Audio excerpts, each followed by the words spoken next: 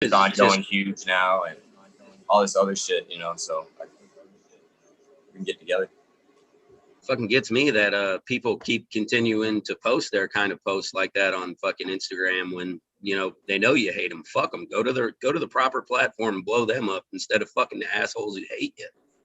Yeah, I totally fucking hate that shit. But also it's the reach that it has. It sucks. It's like a necessary evil almost. You can reach so much further. You know what I mean? Because these platforms, unfortunately, don't have the funding that these huge multi-billion-dollar corporations have to run these servers and shit. You know what I mean? When people don't want to sit around and wait for a page to load for a minute and a half, you know what I mean? When they're taking the shit at work, like they're trying to wipe and get back to work and fucking like a post or something,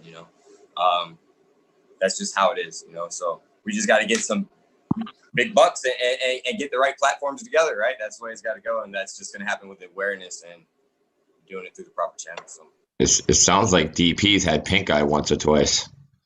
Might be hurt. Wiping my ass, liking things on my phone real quick, fucking I just see a bad outcome. Can you guys hear me all right now? Yeah.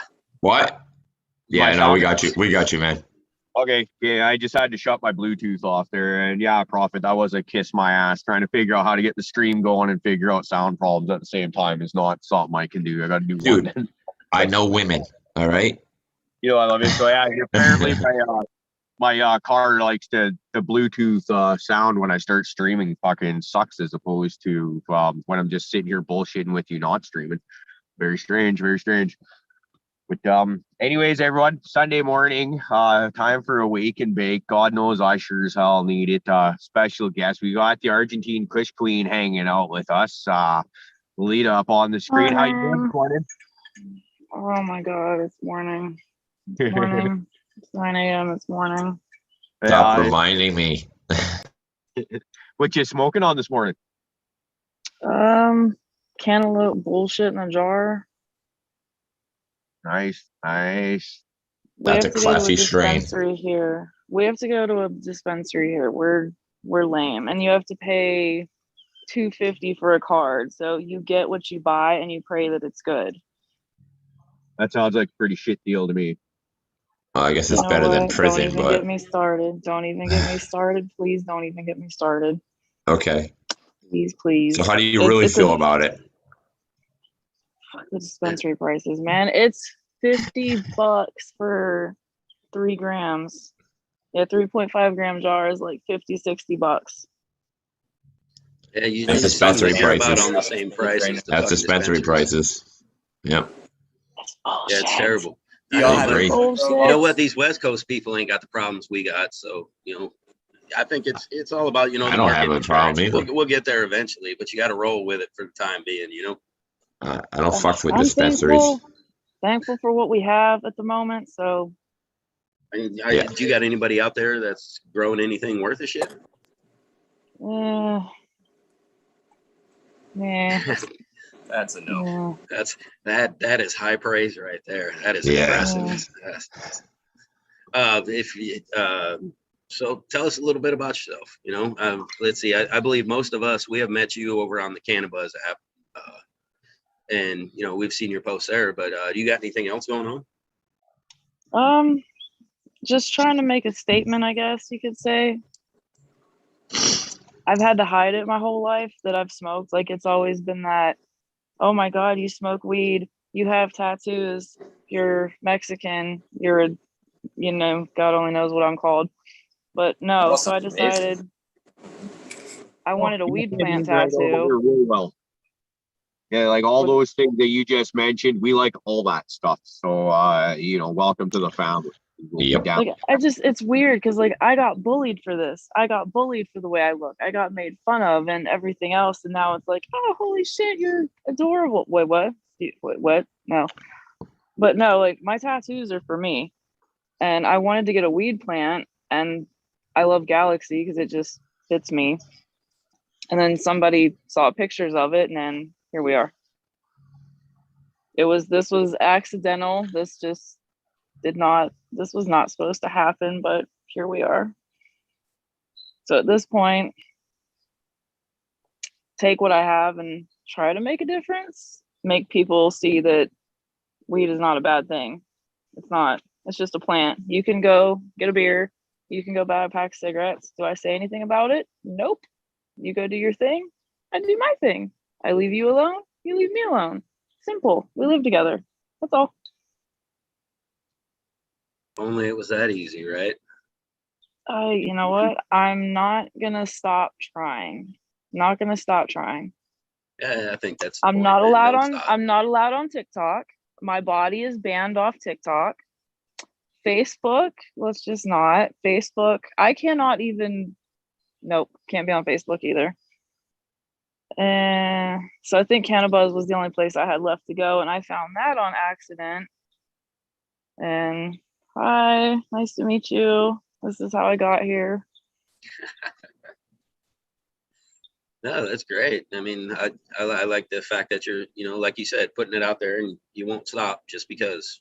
And why should we? You know, that's what we're all out here for, is just trying to normalize this shit so we don't look like fucking weirdos for growing a plant trying to help people, you know?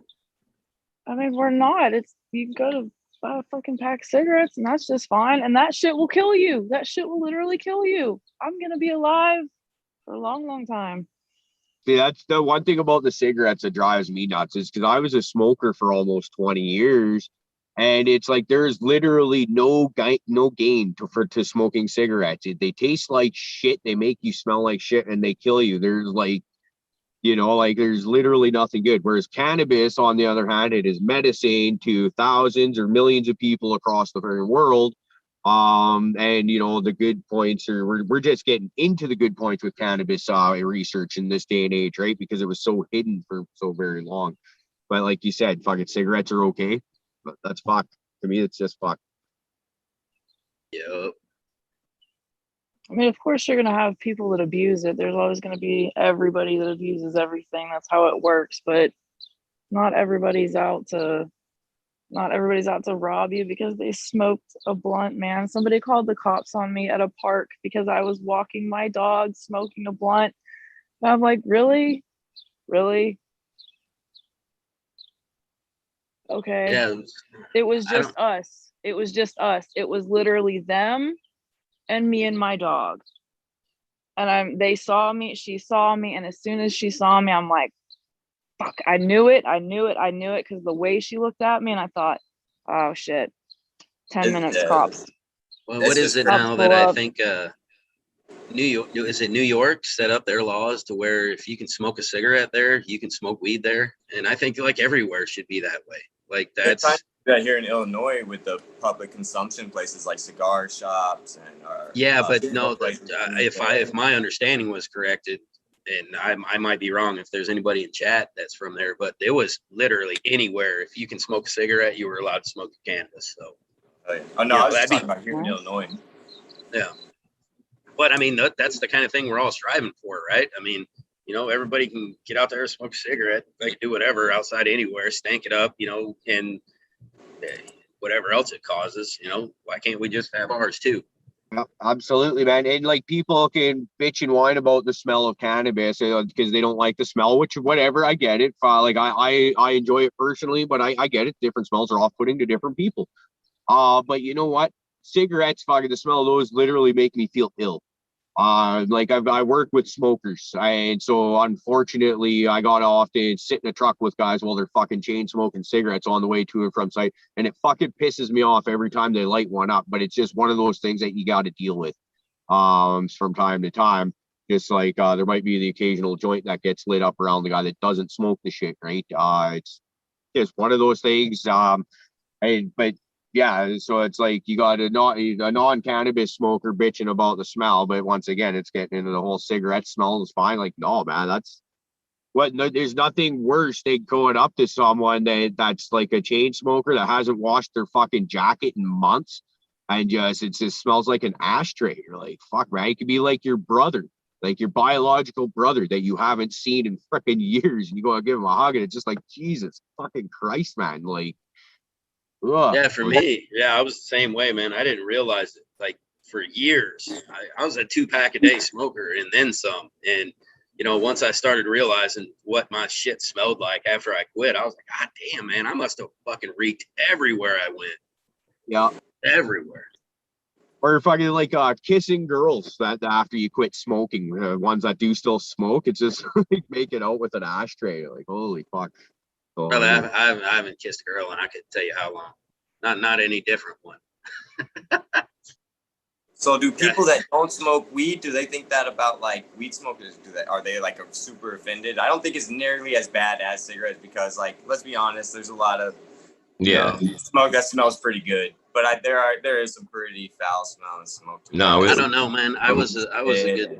With the girls, they don't like right after I'm done smoking. If I go there, then they'll be like, "You reek." Or you get done trimming, you know, and you go out. Oh, dude, when you're trimming, it embellishes the whole house where nobody can smell anything anyway, unless you leave the house and then come back in, and then it's a slap in your face. Like once you start masking, it just takes over the whole house smell, and nobody can smell anything.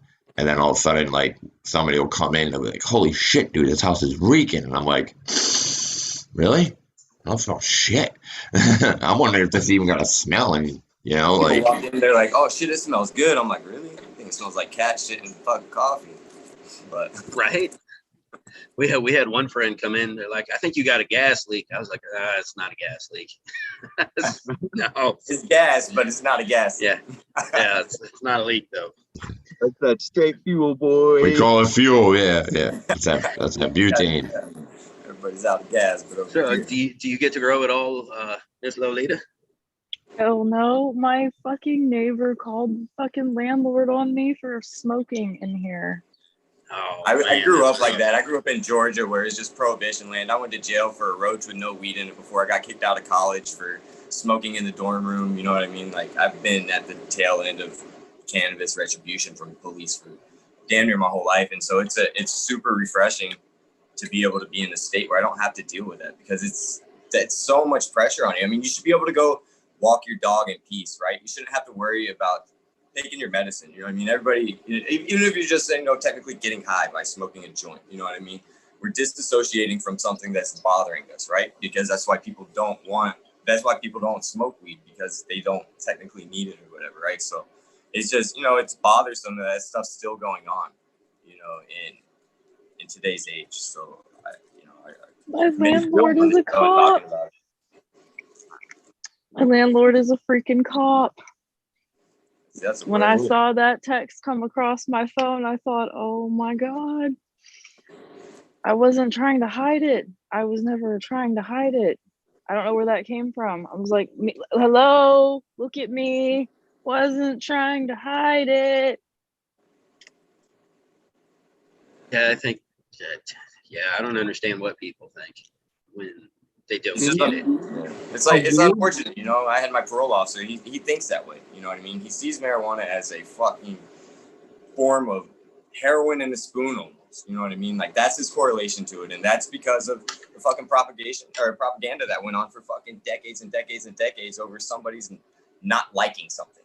That was it. He didn't like something, and he fucking started a whole thing, and it spread across the whole entire world, and, like, this is the cause of it, so it's up to us to fucking do something about it. If you ask me, I don't know. It got me all worked up now. Sorry. Hey, man, go with it. Let's hear it. Really. I mean, my homie's sitting in fucking work release right now for weed. What the fuck? He just did 3 years in a fucking prison full of murderers, rapists, the worst of the worst, and he fucking smokes weed. You know what I mean? It's fucking crazy, man. It's crazy that this shit still goes on. You know what I mean? It still goes on, and these people know it's fucking wrong. But then we have people walking around where they have this badge or whatever, and now they have the authority to ruin your life. And they go in front of a judge that has even more authority. And all that's doing is being fed by a prosecutor that wants another notch on their belt. What kind of fucking business has a 99% success rate? None, unless you're a fucking prosecutor. Unless you're a DA, 99% success rate across the fucking board. It's crazy. Oh, yeah, it's stupid. And I mean, hey, we all know someone right now who's trying to get railroaded from it, and in this day and age, something like this is just absolutely fucking ridiculous. That people can be going to jail, get busted, any of it. I mean, it's just, it needs to stop. This is the one that's always fucked me up though. As okay, so I'm in BC, Canada, and a lot of you guys, you've heard across the world about the Vancouver scene, right? The fucking BC dope and all this shit. And we've only been legal here not quite 4 years, and or maybe three, whatever the math is, it doesn't matter. Because even when it was illegal here, it was still always practically legal. Back in high school, I would fucking walk down the street smoking a fucking joint. I like nothing. I'd be damn fucking proud of it. Was I allowed to do that? No. But what was the worst thing that was going to happen to me if I got caught by the fucking cops? They were going to take my joint and smush it into the ground and step on it. And that was it. There was not going to be a trip to the jail or the drunk tank or any of this shit. And you guys, it's the exact fucking opposite. Still in this day and age in certain states, where just for fucking smelling like weed or fucking, that's enough for you to be fucking searched and fucking have your vehicle and stuff torn apart. And it's like, and like thrown in jail for very minimal amounts. It's like, what the fuck? Like, it's never been treated like that around my whole life. Like back, like it was always comparable, like how DP was. Like a lot of people think of weed just like heroin and cocaine and every other fucking hard drug out there. That was the same kind of knowledge, and that was out there then, but we know it's not the same anymore. I just like, yeah, man, you guys need your laws changed and fast, because there's a lot of fucking really good people doing time for absolute bullshit. Like we keep saying, it's a fucking plant. This could be like and that's the thing. I was listening to what show, I can't remember what show it was. It was but they were talking about fuck legalization. Fuck that. We don't need to legalize anything. You know what I mean? It doesn't need to be regulated. It's a fucking plant. You know what I mean? Like, you can't tell me how many tomatoes. Well, hold on. Now, you have to draw a mark on that real quick, because without it being regulated at any point, it turns into tobacco.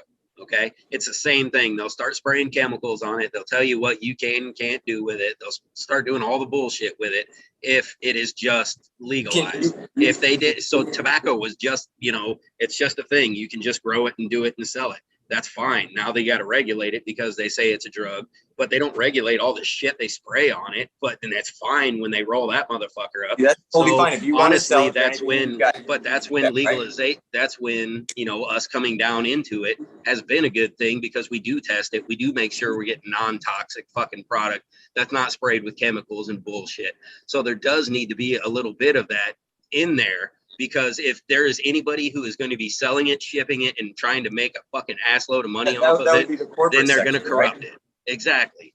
But as for us, you're correct. We don't need this. What we want to do, so there's no regulation. I mean, I totally get what you're saying, but give us a chance to be able to do it. Like, there shouldn't be a regulation on it for any type of consumption. Sure, if you want to consume it from somebody else, yeah, they should have to test it to make sure you're not getting a harmful pest. But like the plant itself. It's just crazy. It's a plant, This whole. I can go buy 100 aspirin and eat them right now and die. I mean, I can go to my sink right now, drink some bleach and die. There's a million different ways. So it's just. What are you gonna do? Fucking. It's just crazy. It comes with education. It comes with normalization. It comes with all these things, and yeah.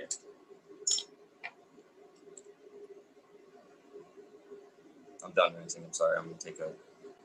Don't apologize. Oh no, get it out of your system, buddy. Yeah, get it right. out of your system, man. I just said it. Smack's just way more profitable, so that's why. And easier. I mean, it looks like I believe it's Cece over there in chat. She said it best, man. It's when you start dealing with it as a commodity, as a crop, as anything that comes out of the agricultural industry is how it needs to start being dealt with.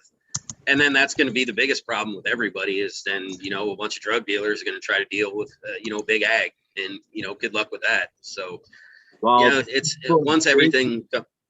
When you get to agriculture and stuff, like I see where you're going and what the intention is with that statement.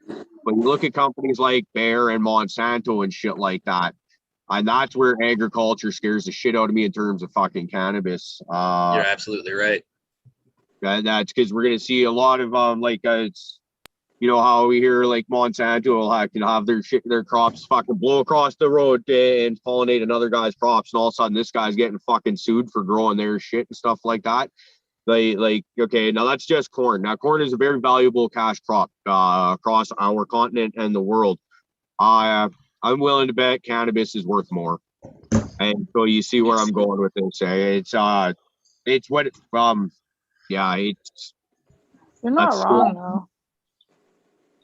You're not wrong. If they would just do what they need to do, the economy would be saved. Let's just stop playing. Let's just admit it. I mean, they get big corporate can have fucking cannabis. They can have it. I don't care, but give it to us too. Let us do what we want to do with it too. Don't take it from us so you can only be the sole proprietor of overpriced shit. Because I mean, let's face it, the way they did this shit in Illinois is so fucking backwards. They said, oh, we're gonna legalize cannabis because we want to do it for all the people that are affected by the war on drugs, which is usually they call them the social equity bullshit that they're claiming they're trying to do. All right, majority of people that need cannabis in Illinois are coming from a low income family, you know what I mean, and stuff like that. It's hard, you know what I mean. Who the fuck can afford $60 an eighth 4 or 5 times a week on a non-living wage? You know what I mean? Like, let's be serious. And the way they're doing this shit, and they just made it a way for people with money to come and buy cannabis legally without having to go to jail, and leaving all the people in the neighborhoods that can't afford that shit doing the same shit. You know what I mean? And it's just, I'm seeing it firsthand and how crazy it is. And these people are coming on TV and smiling about it and talking about how good they're doing and all this revenue and how social equity, all these little shops that got bought out by the little people, you know what I mean? Like, big corporate cannabis came in and squeezed them all out. You know, now they just signed a whole bunch of other new petitions and stuff or licenses. I think it was 150, which is great, you know, but do what you said. And let's be honest, how many of these little places are in it just to fucking get big enough to get bought out? I mean, they're just as big of a fucking problem as everybody else. I mean, exactly. It just all boils down to just getting the money, man. It's the hustle. Yeah. It's going to fucking kill the whole thing. There's this one next to me that prides himself on being one of the last ones that hasn't been bought out by big corp, but they charge more. You know what I mean? And it's crazy. How can you charge more on something that's, you know, already? That's the argument you have with everything you buy. You know, you can buy Union, you can buy American, you can buy, you know, local, and it's all fucking expensive. And that's why everybody buys the bullshit from China and fucking Amazon, because it's cheap, it's accessible. But if you want to fucking buy something that's quality and you want it made locally by people you fucking trust, then you're going to pay for it. So it's an argument that's as old as fucking time there. The penthouse is fucking making us pay their wages by just raising our taxes and making us pay higher fucking shit and the shit they're making in America isn't even that fucking good anymore. They're making bullshit too. Everybody wants to cut out the middleman and cut everything else out. You know what I mean? We got 17 people making the same piece of fucking shitty ass plastic. Everyone wants to cut out the next person and make it even shittier instead of come together and try to, I don't know, let's try to feed some people. You know what I mean? Like, everybody's fucking priorities are fucked up in my opinion. I don't know. You're not wrong, though. You're not wrong. Counterfeit blues, everything's made to fail these days. It's fucking disgusting. It's crazy, man. The only thing that's going to change that is accountability. Make every single penny accountable. You know what I mean? You can't have Morning, White Widow. You know, morning. Morning, guys and girls. So you know what? I don't want to change gears too much here, but as far as it comes to legalization, I'll throw it out there. The first thing that they should seriously consider legalizing is heroin, and I'm a firm believer that I mean, there's so many positives. Let's just start with all the deaths by overdose. Every one of those people are somebody's daughter or father or mother. And it's absolutely unnecessary that all these people should be dying. Secondly, the money that is stolen, the marriages that are broken, the people that are murdered, all for the sake of heroin, it's atrocious. And something has to change. It's totally out of control, and I firmly believe that we could begin to change the world if we simply legalize heroin. The people that get it now we would ensure that it would be clean and safe, and so that's kind of where I stand on that little thing. Yeah, I mean. You know, you're getting in an argument there where, right, instead of, is it not so much legalizing, but decriminalize it and treat it rather than send people to jail and institutionalize it. I mean, that is definitely the point. I mean, get the treatment. It's not treat it as an illness as opposed to a crime. Well, that's how it's treated over here in Rhode Island. Yeah. It's literally treated as an illness. So if you're charged with any type of opiate or heroin charge, they don't technically throw you in jail anymore. They throw you in rehab. They throw you in a rehab to get to seek treatment and help and everything else. So we kind of lucked out do we over get there. into a problem when we start doing that also? Because then your rehabs just become your next jail, where they're just sending them. Well, to no, your not like fucking that. It's an making money. outpatient thing. No, this is a question. I'm asking this is Yeah. because, you know, when you start looking at rehab and all these, you know, things like that, these step programs, and, you know, the you get sent to a goddamn building. It's not much different than jail. And so if now all of a sudden they're just going to start sending people to rehab rather than jail, what's the real big fucking difference? Because unless you're getting quality care, it's not rehab. Fuck.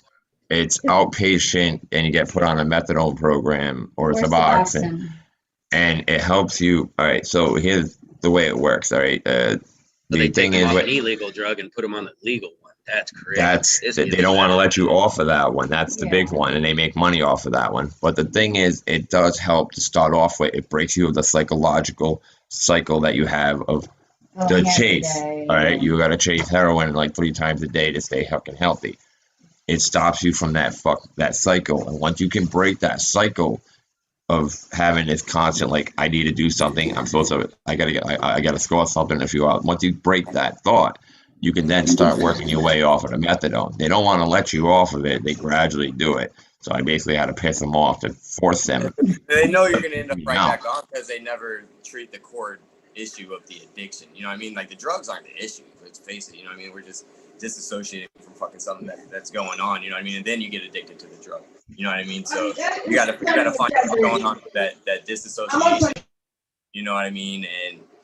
And that's the true cause. And I was reading this book by Johan Hari called Chasing the Scream. Great fucking book. I recommend it to anybody and everybody. I actually had a counselor in prison recommend this book to me. And it's all about how, like, he was talking about connection is the opposite of addiction, right? Like how they did this blind study or whatever, these 2 rats, and they put cocaine in there. And when the 2 rats were together, they never did the cocaine. They separated them. Rat went for cocaine, just did it until he died, did it several times. And then they put the cocaine in there. Rat starts doing it, puts the rat inside a cage with a bunch of other rats where it has a role within that society, right? And it never touched cocaine again. They did multiple studies like that. It's great. But cool. I've seen a few of those studies. Cocaine is different than heroin, though. Cocaine's a hell of a drug. Absolutely. I mean, they did it with cocaine. Yeah, I get it. Yeah, I was addicted to heroin for my whole life. I get it. You know what I mean? But it's the same thing with any type of addiction. You know what I mean? Once the physical addiction becomes, but once you get that physical withdrawal, that's totally different. Absolutely. You know, still the core. I actually just got off the phone with someone that is day 1 being sober from alcohol. Like, so excited. That's actually really awesome. And what is that? So excited, I'm not having a drink. John Paquin over here in chat was talking about it, right? He just says he's on methadone, and, you know, it's we all have, you know, a good friend of our panel who's sometimes on this panel, you know, who's struggling through trying to get off the same thing, and, you know, it sucks. You know, being on that is just as hard, you know. Yeah. But hell, you guys know it works. Yes, I'm on Suboxone, to be honest with you. I'm coming off of Suboxone. I'm off it all, baby. He's already off it all, but I'm coming down. That one's a little bit better. It's not as bad as the methadone. I was in jail when they did the methadone, and luckily they had a program in there where they did just me. But me being away from it for so long, honestly, the way of... You don't get addicted to Suboxone because it's like, it has naloxone in it. I've been shooting up Suboxone. I've seen people, man. That's just because they're get addicted to it. That's them being addicted to Don't fool yourself. Yeah, addicted to it. I think I'm going to be on the profits argument here. You see this shit I see people do in jail for Suboxone. Yeah, people get addicted to that shit. I recommend don't shoot. I recommend don't shoot it. I didn't like it. Yeah, if it's going to give you a good feeling, somebody's going to get addicted to it. That's just the way it works. Yeah, dude, I had people trying to get Suboxone off because it got them high. You can't tell me. people don't get high. I didn't. I'm just saying it's less. Okay, there's less of a chance of you getting addicted to it than methadone, unless you're just addicted to being addicted.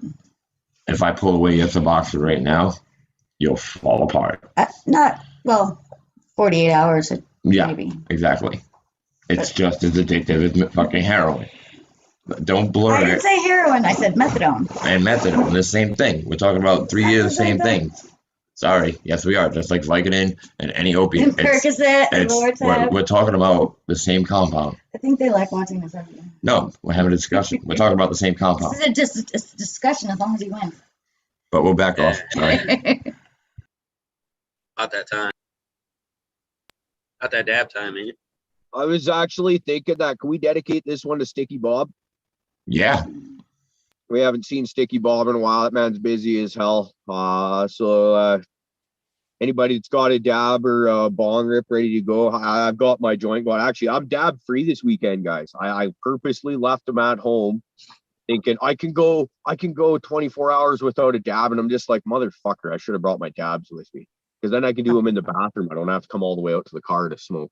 But anyways, this one's for Sticky Bob, everyone. Let's do a rip for him. Love that. Rocking some shadow.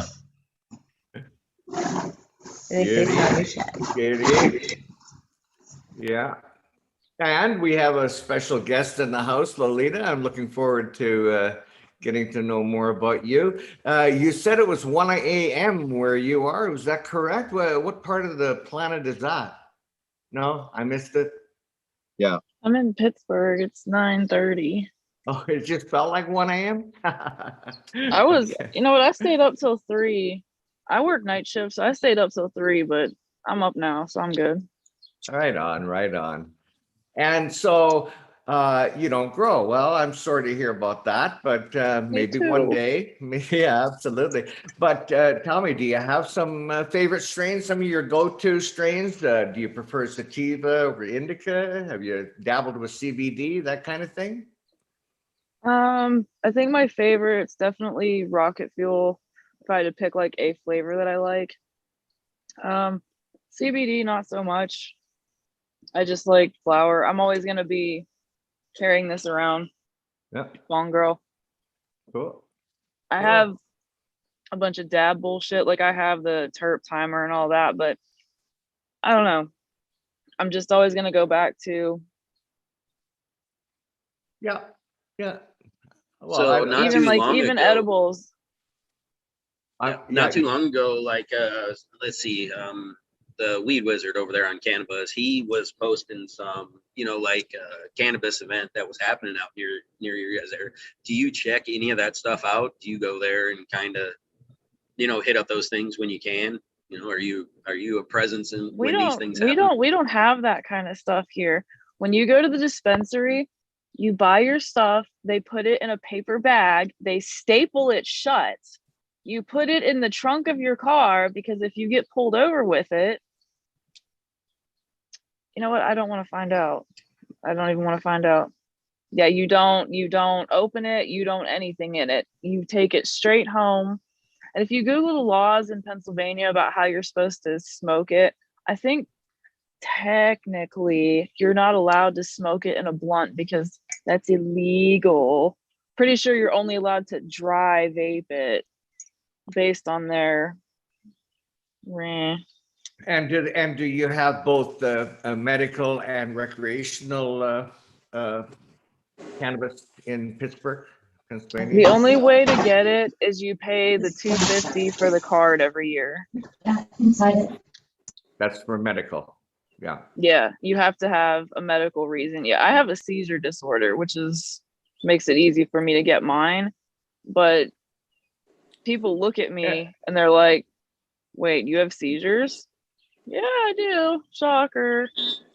And tell me how it's helped you in that area. This is what always makes me laugh. I've just celebrated being at my job for 10 years. I've never missed a day. I can drive. I can go to work. Because if I sat on my ass and got welfare and I looked like this, you'd bitch at me for that too. So which do you want? Do you want me to smoke weed and go to work? or do you want me to sit on my ass and you bitch at me for that? Pick one. I think that's my favorite statement I've heard on this show yet. That Pick was one. so well done. Thank you That's very, good stuff. very much. Yeah. Yeah.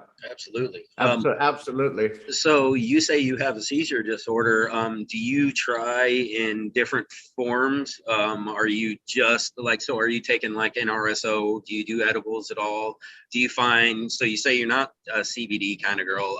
Do you find just the straight THC type stuff, or just the smoking helps with any type of, preventative or anything like that? What do you do to help treat that? Honestly, this is it. I used to be on, I don't even know how many pills I was on. I don't even remember, but I don't take any of them anymore. I stopped. I got off every single one of them. I don't want it. I was like a zombie all day, every day. I would lay in bed. I had to take a pill because the one pill made me sick, and then I couldn't drive. Like, I couldn't drive right. I would be like, so I wasn't comfortable taking it. And I'm like, well, I have a dog. Like, I have my service dog. Here we are. I don't want the pills. I don't want them. All it does is make me sicker. It makes me sicker, and then it affects my ability to be able to work. This, I smoke 3-4 times a day. I'm good. Cannabis and a dog, and you're straightened away, huh? And Damn, knock that on sounds like a wood, like perfect I've remedy. actually gone, I think, 100 and there's no way to prevent them because I have a brain issue. Bullshit. Thanks, Dad. Me and my dad got into a fight a long time ago. Long story short, that's why I need this. And there's nothing that's going to ever stop them completely, but this stops them enough that I can live like a normal person as much as possible and go to work and not. So, like, opposed to you're taking the pills, how often do they occur? Is it less with the cannabis? Mine were so bad that you would have to give me CPR. No, like, I would stop breathing. When you were taking the pills, right? Like, were you experiencing more seizures taking the pills than opposed to like when you're taking cannabis regularly? Yeah. They were, if I was lucky, a good day was like 20 a day. And that hurts. Like, it hurts. Like, you're sore. It hurts. Like, it physically hurts. Wow. And now you're down to. It's been months. Wow. It's been at least a good couple months. What a wonderful testimony. That's fantastic to hear. More recently, I've been taking CBD tincture for quite some time now, but it was only recently that I started smoking the flower. Coincidentally, it was the Charlotte's Web that I got turned on to, which happens to be the strain that was created in Colorado to help a little girl with serious seizures called Charlotte. And I don't know. It's almost like like with cannabis being a stigma with so many other people. It's like CBD has been a bit of a stigma with us heavy duty pot smokers. Like nobody could get it. Like, why would I smoke CBD? Why would I consume CBD and not get the high? But I would just strongly encourage anybody out there, and especially if you're having. I mean, it seems to whatever you're doing, just keep doing it. That's fantastic. But I would encourage you, Lolita, just to dabble around with some of the different CBD strains.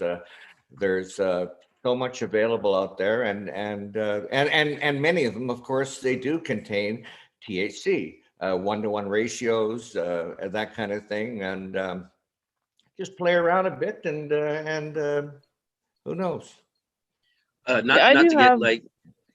sorry. Go ahead. You're good. I do have like some of the RSOs. I've tried them.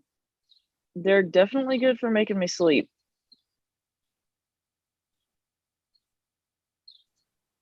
So I was, just kind of touching on it. I know. So did you say yours kind of came from a brain injury? Yeah, when I was Ish. 15, I got into a fight with my dad, and we We fought don't need pretty to bad. go into it if you don't want to. But I was just wondering, you're not the first person I've heard who would say, like, you know, a brain injury or something traumatic to the brain where they weren't exactly down for the CBD. You know, they really enjoyed the high THC strains, and that's really kind of what fixed that, you know, fixed their mental state, I guess, or, you know, I whatever was they were gonna say, looking for for through their me, cannabis. it's more for me it's for the mental part of it too. I had a stalker for 5 years, and he held me and my dog at gunpoint in a couple years ago, and he just got sentenced to 5 years. So yeah, the mental, what this does for me mentally,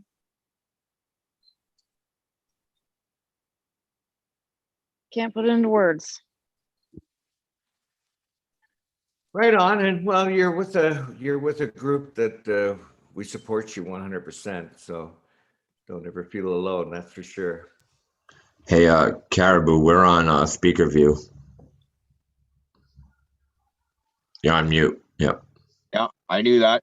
Do you Okay. guys not feel that way? No, I had other people saying it. Why you guys on speaker view?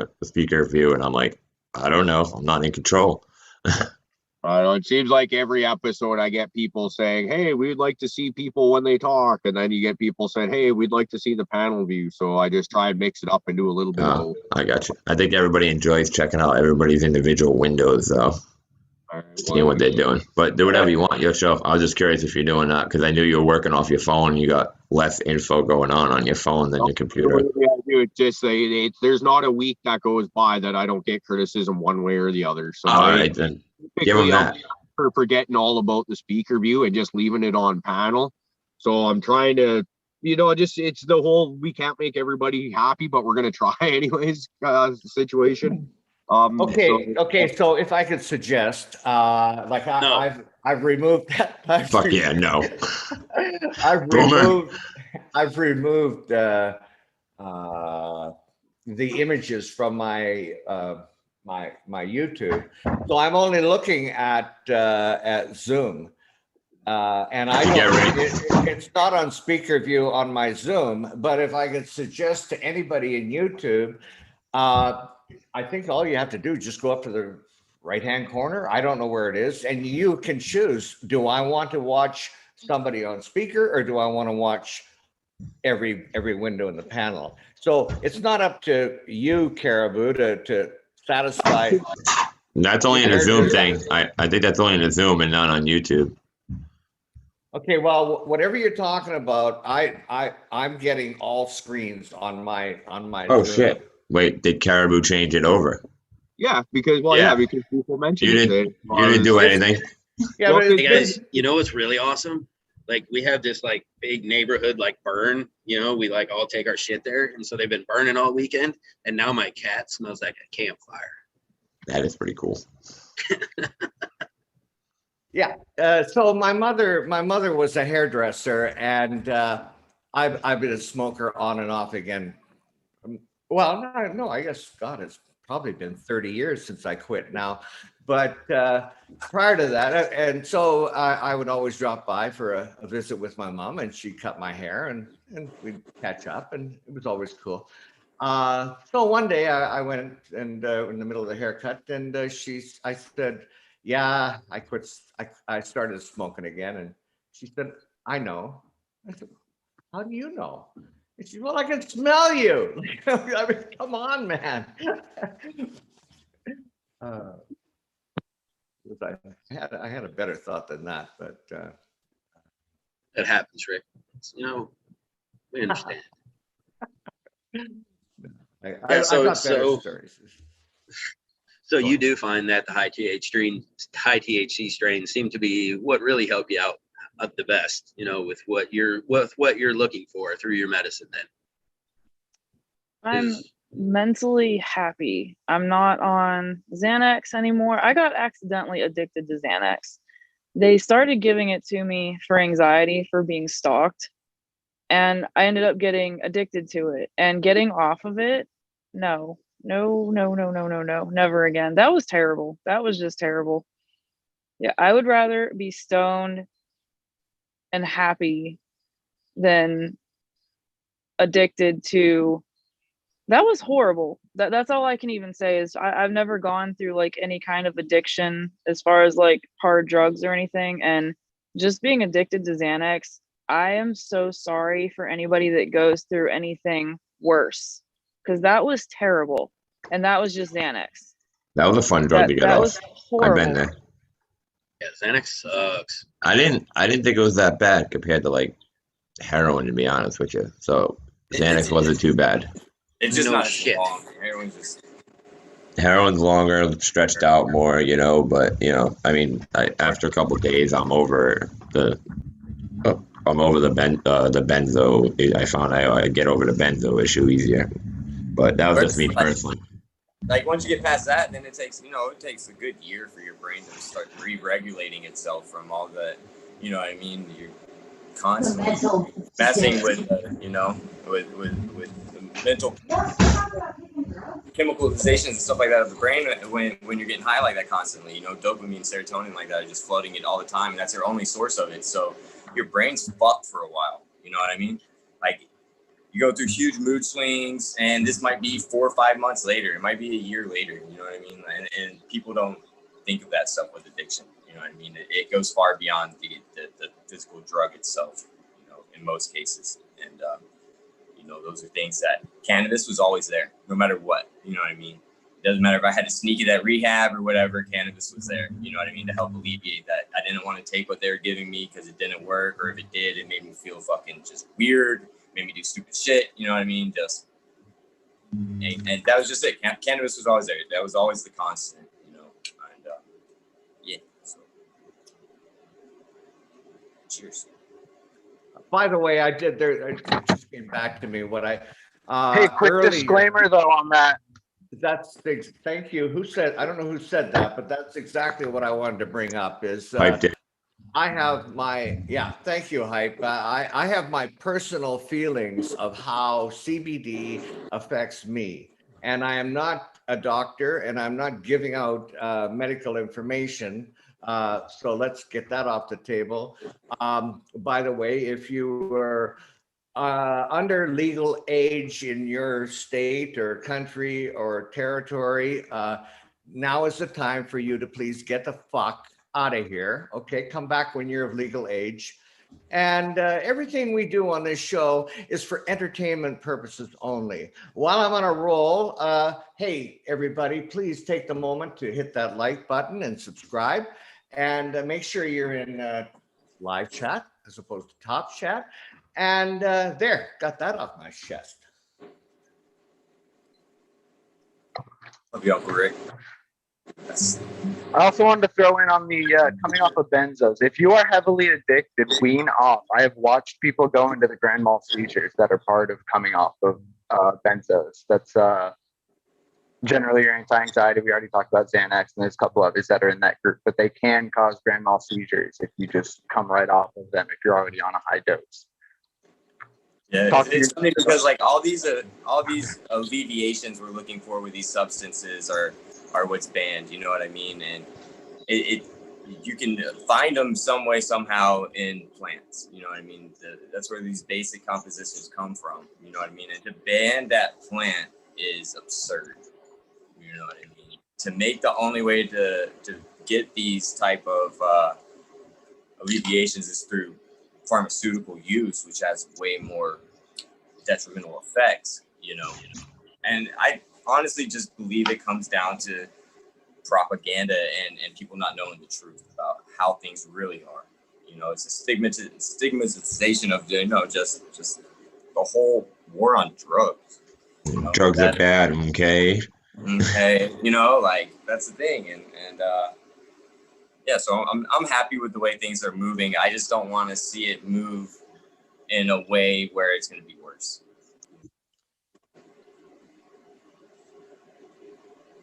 Does everybody remember the damn meme where it said nobody will ever give you free weed? And how many times do you see videos of total strangers coming together? Everybody's just sharing their weed. Yeah, that was the one thing, like in Dare, the old Dare program. They always told you there was going to be that guy out there going to give you that free drugs. Motherfucker, no one was giving me free drugs. But I never all these found him. damn potheads are fucking giving me free weed all the time, and I love it. And I give out weed like it's fucking nothing.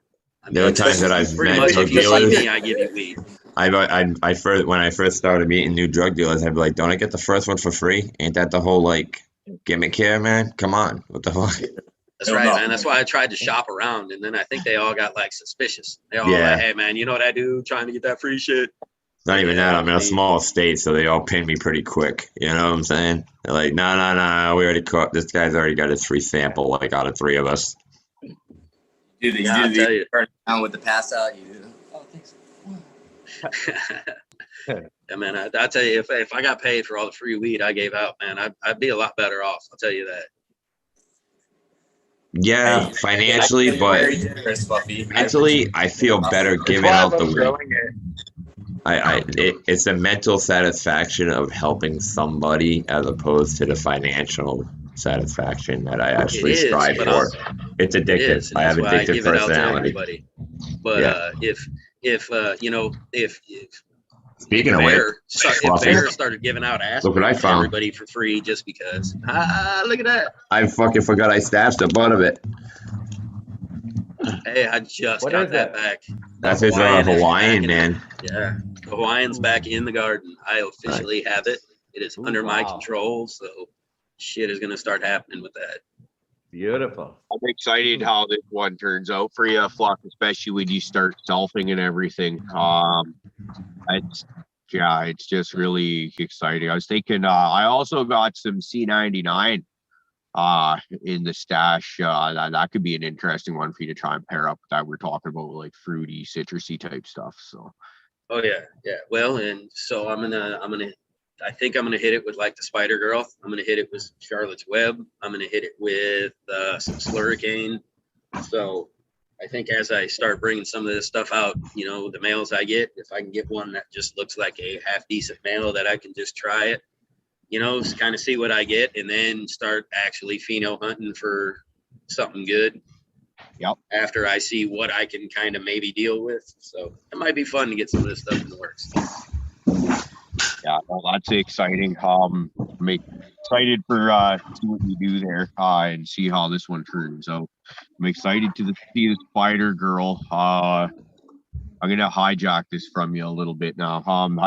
Recently, someone I know very close to me has been having what seems to be seizures. And so we know a little bit about Charlotte's Web, and that's why this was designed. As Cirque was saying, we have that in our stable within our crew here, along with a bunch of other CBD high strains. As of kind of the other day there, it's kind of becoming my new thing in life is I am looking for CBD research, guys. I don't know where to start looking, but the connection between CBD and seizures, THC and seizures, whatever it is in cannabis, and stopping seizures, because this is where I'm going. And the reason I started on this tangent is because Fluff mentions the Spider Girl. That is a Charlotte's Web cross that I made a few months ago, and the seeds are just starting to make their way out there. And that is one thing that is going when I start growing here. Hopefully next weekend, I'm hoping to pop some seeds. There is going to be Spider Girl in there. That is the only thing guaranteed that will be in there, is because I got to start working these lines and seeing what we can do. Caribou, if you want info, read about Phoenix Tears. That'll Okay. explain everything you need to know. Okay. Like I've looked at, like, I've read articles online about this stuff, but now it's like I need to start actually delving into this stuff and getting like real fucking serious. I can't remember her name, but actually do the research that they did with Charlotte. A lot of that stuff out there is kind That's of where the Phoenix Tears came from. Yeah. That's the whole start of it all, was the Charlotte's Web to the Phoenix Tears. So that is the beginning of what you're looking for. Okay. Yeah, like, cause I want to, like, cause I'm one of those people like all or nothing. So I want to know everything from like back when, like, actual the Charlotte's Web and the Phoenix Tears that we're talking about now. But I want to see up to date researches, or as up to date as we can get. So if anybody's got links, you can reach out to me on Cannabis or Instagram, Caribou Heart Organics, on both of those. You can email me at caribouheartgenetics@gmail.com. And just all help is appreciated. Ziggy, I believe you and I had a conversation on this level earlier this year. If you're watching, and you know what, we're gonna start making shit happening for this community. Just shit just got real, in my opinion. And with that, Fluff, sorry for hijacking your shit, brother. But Oh, you didn't hijack nothing. I mean, you're the prime reason that I've been wanting to start making these crosses with the CBD. You know, your situation is exactly it. You know, when I started unofficially, allegedly doing some caregiving for some people because of a fucking caregiver program. So fuck them, I'm gonna do what I got to do. You know, that's what really made me start. You know, seeing the positive results. Seeing people come back and tell me how much, you know, the medicine has helped them, their quality of life, everything else. It's why I do what I do. So, you know, bringing this back, you providing me with the ability to get that Charlotte's Web and everything out to everybody. Hey, that's why we're doing this, man. And so getting something good back to you it's only right and proper. And so it's what it's all about, man. That's why I'm here. You know, I'm here to help people. I'm here, you know, to teach people how to help themselves and do what I can to help. Yep, I agree. You know, the happiest comments I get since we've started doing this show is from the people that were just like, you know, we helped in one way, or usually it's the people that didn't really have a big group of friends to hang out with, and now they've got a fucking family they can hang out with, kind of thing, right? But anytime I hear we're helping people, and it's just, you know, this is just another example of and another thing is like, I'm not overly familiar on what's out there for CBD strains, so like I'm looking for suggestions, because we've got like, for actual, like, we got some Charlotte's Web. We've got some nuclear cherries, which from judging what everything else that Don sent me in that package, I'm going to guess is probably something really good, because he sent me a bunch of ethos and other Fern Rock and stuff. We got some of that, was it Freedom Dream auto? Or I don't even think they're autos, just Freedom Dream that Furton Albertan was started playing with. So you got a good little group too, because you got Hypothetical, you know, that has a couple of the CBDs. Yep. and he also messes with the autos, and I feel like that would be great for somebody in those situations, especially with like Lolita, if she was able to throw something in the closet, you know what I mean, the 90-day burn and turn, you know what I mean, and you're able to have medicine within 90 days. Like, that's amazing, you know, especially within those situations, because those are pretty acute, from what I hear, you know what I mean. So if you Caribou, that's awesome, you know what I mean? Yeah. I didn't see what happens. I really am. I feel like I should actually be apologizing to Hype right now, because for somehow I completely forgot that he's a CBD breeder. That's one of the things that he does is so Hype, I'll be reaching out to you and having some conversations on this, because I just, you know more about this than I do. And well, we like learning and teaching. So yeah, I mean, hey dude, we're stoners, we forget everything. At least I do, I know that. Oh, my girlfriend knows that about me as well. Fluff knows that about me, because I call him all the time, asking him the same questions. Yeah, I get accused of having a goldfish brain all the time. So I just tell my boss, hey, deal with it, dude. Find somebody else. You know, Hype's Autos actually filled a very important spot in my garden. I've been wanting to get some 1-to-1s, and I've been wanting to get something just easy that I can kind of turn and burn, and his plants ended up perfect. I mean, that hash and got is an amazing medicine for me. I love that. Mrs. Opie was another one who said that hash and got was just fantastic, you know, for her. So, you know, to have that 1-to-1 auto that I can just, you know, I can talk to this man, hopefully get some, and, you know, I can just plug one in, and I can constantly have a small stash of fantastic medicine that I know works. So yeah, I mean, big ups to fucking Hype and his work that he's doing. Because here. I got 3 of those in the ground right now, or in dirt right now. The hash and guys, I'm stoked about that. And you say that's a 1-to-1, Fluff? That's a 1-to-1, the hash and gun? Yeah, I see like Hype drop, but yes, it's a 1-to-1 ish is what he says. There's CBD in it. it's never been officially tested. If I can ever get somewhere to get it tested, I plan on having some stuff that I grew out tested for him. If I can ever find a damn place, or I'm ever up by the laboratories that allow it. So Cool. Right on. I'm Right on. excited to find the alleviating factors. I haven't messed with CBD yet, just because I don't want to go buy it from like the local smoke shop type thing. You know, I would rather do it myself or find somebody that knows a little bit more about it. You know, the stuff they got over here is just, who knows what the hell it is. You know, so I'm excited. I've got the Canico going right now, but I've got the 3 hashing gots, so those will be soon enough, and I'm excited to find out, because my back, you know, my back's pretty messed up, and to find something that'll be able to alleviate it through the day and not get me, you know, we all know how you get after. So Yeah. Lolita, tell us, when did you start smoking, and can you remember that first experience? I was 9. Yes, I will never forget it. I was 9. I was a foster kid. I was in one of my first kind of adoptive homes. It was I guess you could call her my best friend. Her sister had given us a blunt, and it was the first one I'd ever smoked. And the first high that you ever feel, like that one that you just never forget, the happiness, I guess, that was it. Like, that was my happy place of escaping being in foster care and basically living on the street. So anytime I could find weed, I would buy weed, get stoned, and just escape what I was living. And Go to that happy place. Right on. So no paranoia with it. No, it was just sent you to that good place right away. living on the street, I've kind of always been a paranoid person, but it does, I don't know, it keeps me calm and grounded, I guess. Cool. Right on.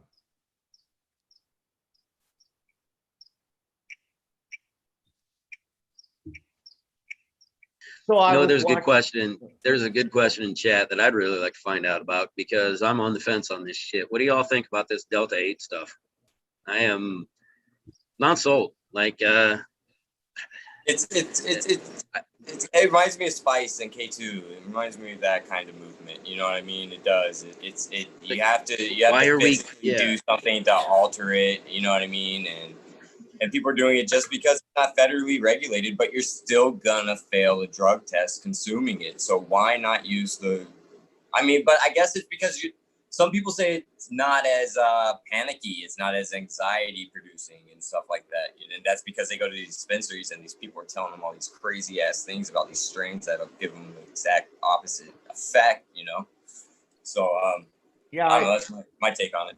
Yeah, I heard it discussed recently on another podcast, and the gist that I got from it was that people are using strange shit and chemicals, including some types of acid, to create these Delta 8s, and I guess one of the main I could be way off in this. Please, I can stand corrected, but one of the purposes of using some of these acids and so on, I guess, is to make it in enough of a liquefied form that you can put it into a cartridge and sell it.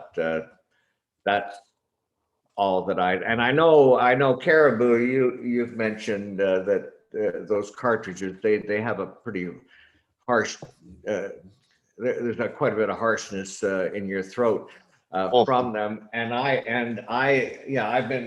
got a cartridge here somewhere, and I've noticed at first the flavor of the terpenes, but followed up by that, there's that really severe harshness. I mean, it's different than if I took a big bong rip, or it's a different type of harshness, and that should set up a little bit of a red flag, but that's about all I know about it. Yep, I find it's almost like tickly, irritating feeling. Not like when you say, do you do a big dab or something, or take a too big of a hit off a joint? where it's like your lungs are burning. It's a different sensation, and I don't like it. I guess, and like you just said, red flags. When every time I've ever tried puffing on one of these things, it's the same thing. And don't get me wrong, I get high off them, but it's just I'm a cougher. I got bitch lungs. I got bitch lungs. I'll straight up be the first one to tell you that. But it's a different animal to me. And so if I'm already coughing a lot as it is, and this is going, okay, this is different, fuck it, get rid of it. That's something I've always seen is some of these black market, distillate carts and even some distillate carts from the dispensaries. But when I vaped, when I first started using an electronic cigarette, was at the start of that whole thing. And you could get stuff that was like made in the United States, and you can get stuff that was made in China and all this. And when you got like certain stuff, man, it was like worse than smoking a cigarette. So you knew there was just something wrong with it. It hits you kind of in your chest, kind of gives you that tight chest feel, like gets itchy and scratchy. And you're like, the Delta 8 kind of reminds me of the same thing. It's just, if I take a dab, it doesn't hurt like that. If I use a nice live rosin, even the super nice live rosin carts that taste great, those don't hit me like that. They're good. Weed doesn't hit me like that unless it's a shitty grower who's like giving me stuff that he pulled down yesterday. So there's just something about that Delta 8 that I'm just not sold on, man. I don't trust it. I don't like it. There's no reason to fuck with it. And like DP said, you're still going to fail a fucking drug test. So why not just smoke weed? And like I was walking the other day past this group of people. I'm not going to talk, about the group of people because I don't want to put any stereotypes on anybody, you know what I mean? But like they were talking and it was just like, they were like, well, scientists, they formulated it. So it's got to be like good and stuff for you because like scientists won't ever do anything wrong. And like, and I wanted to stop right then and pass the joint I was smoking to him and be like, nah, smoke this. But, I didn't. And it's just, that's the mindset some people are going to have. You know what I mean? Well, didn't scientists also formulate fentanyl? Because I can't speak for the rest of the world, but here in BC, fentanyl kills about 3 times as many people as COVID does, for fuck's sakes. So that whole scientist argument can go right the fuck out the window. But they're not making everybody Yeah, go that's get there's really no heroin over here. It's just an opiate suppressing shot, right? They're not making everybody get an opiate suppressing vaccine because there's more overdoses every day than I'm pretty sure COVID. I'll get off that topic real quick. Dab time. Oh, I wish I had dabs. I'm gonna get so fucked up when I get home. It's gonna be bad. I'll go home and I'll do like 3 back-to-back. I remember when Caribou came back on the show after a week with no dabs or whatever it was. I feel like Delta 8 is like the jewel of like cannabis. You know what I mean? It's kind of marketed for the kids. It's easy to get. It's fucked up. It's like I almost feel like it's like almost just aimed right at the people it shouldn't be aimed. You know what I mean? Yeah, and those places need to exist because honestly, like I don't want to waste my product on somebody that's not going to appreciate it, right? Like I want to be able to give it to somebody that'll appreciate it and be able to use it responsibly or something. But that's just me. Oh, I mean, well, that's kind of an odd argument. I mean, who needs it? I mean, my son started smoking at a fairly early age. I knew about it. I let it go, but that was for his mental state. He didn't need it for anything physically wrong with him. He needed it for his fucking mental state. So, you can't really judge on who, maybe that kid needs your meds. Oh, you're absolutely right because that's funny because I mean, when I was on probation when I was young and stuff, I was smoking that spice and the K2 and stuff like that just for that alleviation I needed, right? I needed that disassociation from all the stimulus going on, but like I couldn't get it because I'd go back to jail, right? Like I went to jail so many fucking times for failing a drug test. It's not even funny, you know what I mean? And it's just, yeah, you're absolutely right. So, perspectives. That's why I like being able to come on and talk about things because, right. One of the reasons we like having you on too, though, DP, is because you've actually had these experiences, and it's shitty that you've gone through them. But like, it's people like you that can speak from experience, that say, hey man, I've actually lived this. I'm gonna listen to you as opposed to the person that, just thinks they know. Well, yeah, it's cool though, because it's like when I was in prison, the last year I was there, I was in a drug treatment prison, and I got good time and stuff like that. And so they allowed me I got good time served to credit. And we had to do all these drug classes and stuff like that. And the stuff they were talking about, I was just amazed. You know what I mean? And like every time I tried to bring up, like, I was talking about ketamine therapy before it was even a thing, you know what I mean? And just MDMA therapy and plant-based therapies, you know what I mean? And MDMA isn't really plant, but you know where I'm going with it. And yeah, it's just people like Lolita, you know what I mean? She's still to this day. I'm lucky enough to, I have my freedom today and stuff like that. She's still being persecuted pretty much on a daily basis. And I'd like that to change for everybody, you know what I mean? Yeah, it's messed up to, not even really feel free in a state that has a program that you're using it medically. They give you the card, you pay them for the ability, and they still want to fuck with you about it. I mean, that's borders on fucking ridiculous. Yeah, like down in Alabama, they passed it to where like you can have like suppositories and lotions and stuff like that. You can't have any flour. You can't combust it. There's no combustion methods and stuff like that. You know what I mean? But when it comes down to how are they going to know how you consumed it? They're going to do it through a drug test, right? That drug test is not going to show you how it was consumed. So what the fuck does it matter? If somebody wants to stick it up their ass or fucking take a big old bong rip, what does it matter? You know what I mean? If they want to take a bong rip in their ass, let them. You know what I mean? Move like that shit. Hey, actually, scientists have come up with a way to actually make it so they could put air in your ass and keep you alive if you're unable to be intubated. So therefore, you could technically take a bong rip up your ass. You do pretty well with stuff up your ass all the time, right? Well, I mean, it's not like I inhale in my ass. Shit just goes in there and I consider it gone. Like my stomach. Like I eat food, it goes away. You still haven't gotten to the bottom of that motherfucker. I figure whatever goes up my ass, it's coming out when I burp. Fuck, It's like a reverse thing. Equivalent exchange. On that note, I forgot what we were even fucking talking about. That was good. That was a good I did lose an there. alarm clock. Man, that's why I love this community. We come together, talk about serious shit, have some laughs, you know what I mean, and then go about our day and be productive members to society. That's what I love but it was even worse that one day we actually had a very serious conversation about the breathing through our asshole. It was actually turned into a serious conversation. Now it's funny, but then it was like super serious. Yeah. I was actually like getting in trouble at work because you motherfuckers had me interested about it. Well, I mean, I think I brought up the fact that then the women wouldn't have to come up for air when in the jacuzzi. Please, you could warn me when you were going to do that. Sorry, my bad, guys. Christ. But yeah, so they don't have to come up for air in the jacuzzi. That was the whole aspect of them breathing out their ass. Okay, so we have an Down, important ass up. question. I like it. We've got a question from Chad. Kingfisher wants to know, how can I breathe through my asshole? very easy. First, Well, see, the thing is that it's an intubation type of process. You can't necessarily breathe out your ass unless you jam something in your ass to get through the proper organs and bypass. It's got to go at least. Is it just a single knuckle? Is it a two knuckler? Or is it like, no, we're is it gotta be talking like a four knuckle? elbow. Oh, son of a bitch. Okay. Talking about getting deep. You asked. I go elbow deep. I do.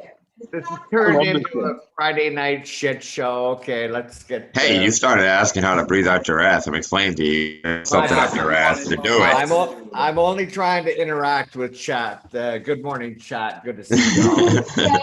Happy Sunday. Yes. Rick, do you see how chat just set you up for that? You see that? Yeah, they did. Earlier we were talking about stigmas, and it's, I mean, you see it all the time, but last night, I don't know, it just hit me. Maybe I was just the right kind of high, but it was I forget what event or show I was watching, but you see it all the time where somebody comes, they meet up and they offer another person a drink. It's got nothing to do with the show itself. It's just this is a way of being social. Here, would you like a cocktail? Do you think it would ever happen, other than in a Cheech and Chong movie, that you would just freely, instead of offering Happens all the time. Summer maybe- pool parties at my house. Yeah, I mean, I go anywhere I go. I usually have a joint or seven. Okay, on me. no, I'm specifically talking about in a movie or a television event, where instead of offering, yeah, I know what goes on in Fluffy's backyard around the pool, but no, I'm talking about where they actually. I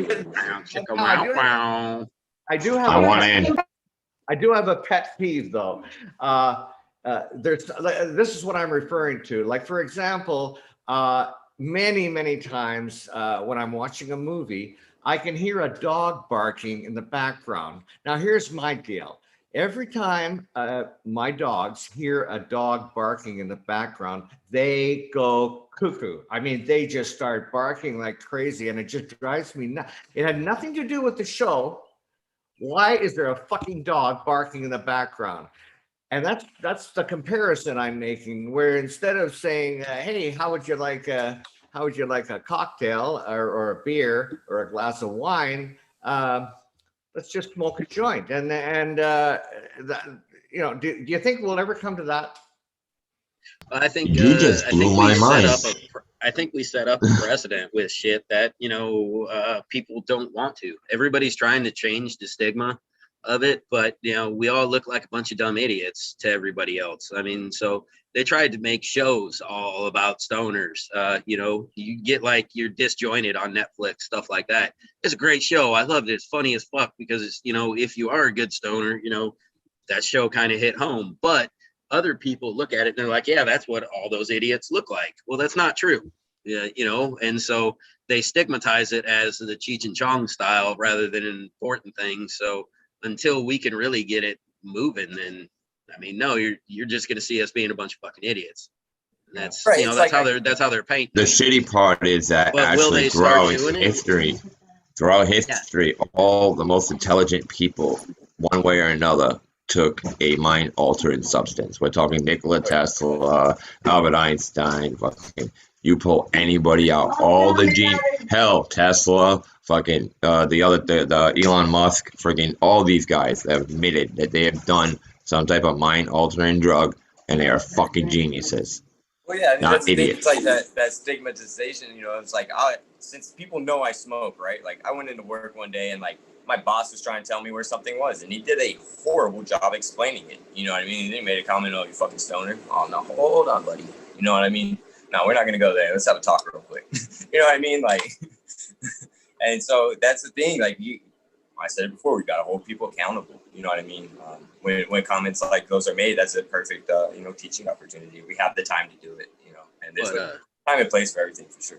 Maybe if I got Rick's thing wrong, though, if you're talking about like at events and things like that, I think that absolutely you got people like Mike Tyson who are coming out with their own brand and trying to take some of the destigmatization. You know what I'm trying to say? I can't say the word, but to get that out, I absolutely think if you went to a party at his house, you'd probably see joints rolling around on trays and shit like that. That's his style. I could see that happening, and I could see that being a part of the process. For those parties. Not soon, but soonish. I can totally see this being a thing. Yeah. I guess so much of it as well, I would consider a double standard. For example, I know that over the years, and I'm only referring to Canada, but they have really done a job of trying to clamp down on drinking and driving, and to the point where the cops would. In many cases, they would sit outside in a parking lot of pubs and watch people drive away and go after them. They still do that here.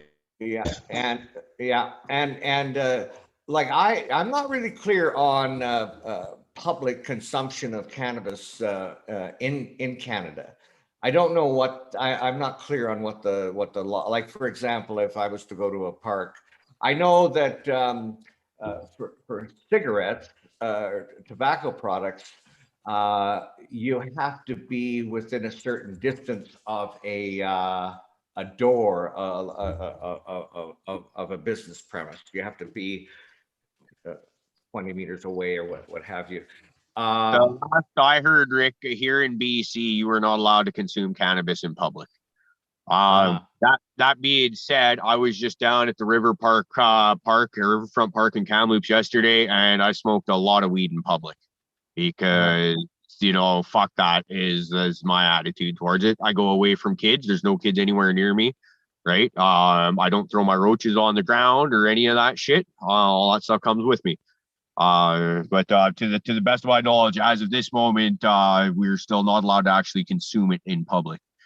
Whether you do or not, it's another question. Whether you actually get in shit for doing it in public, that's an entirely different one too.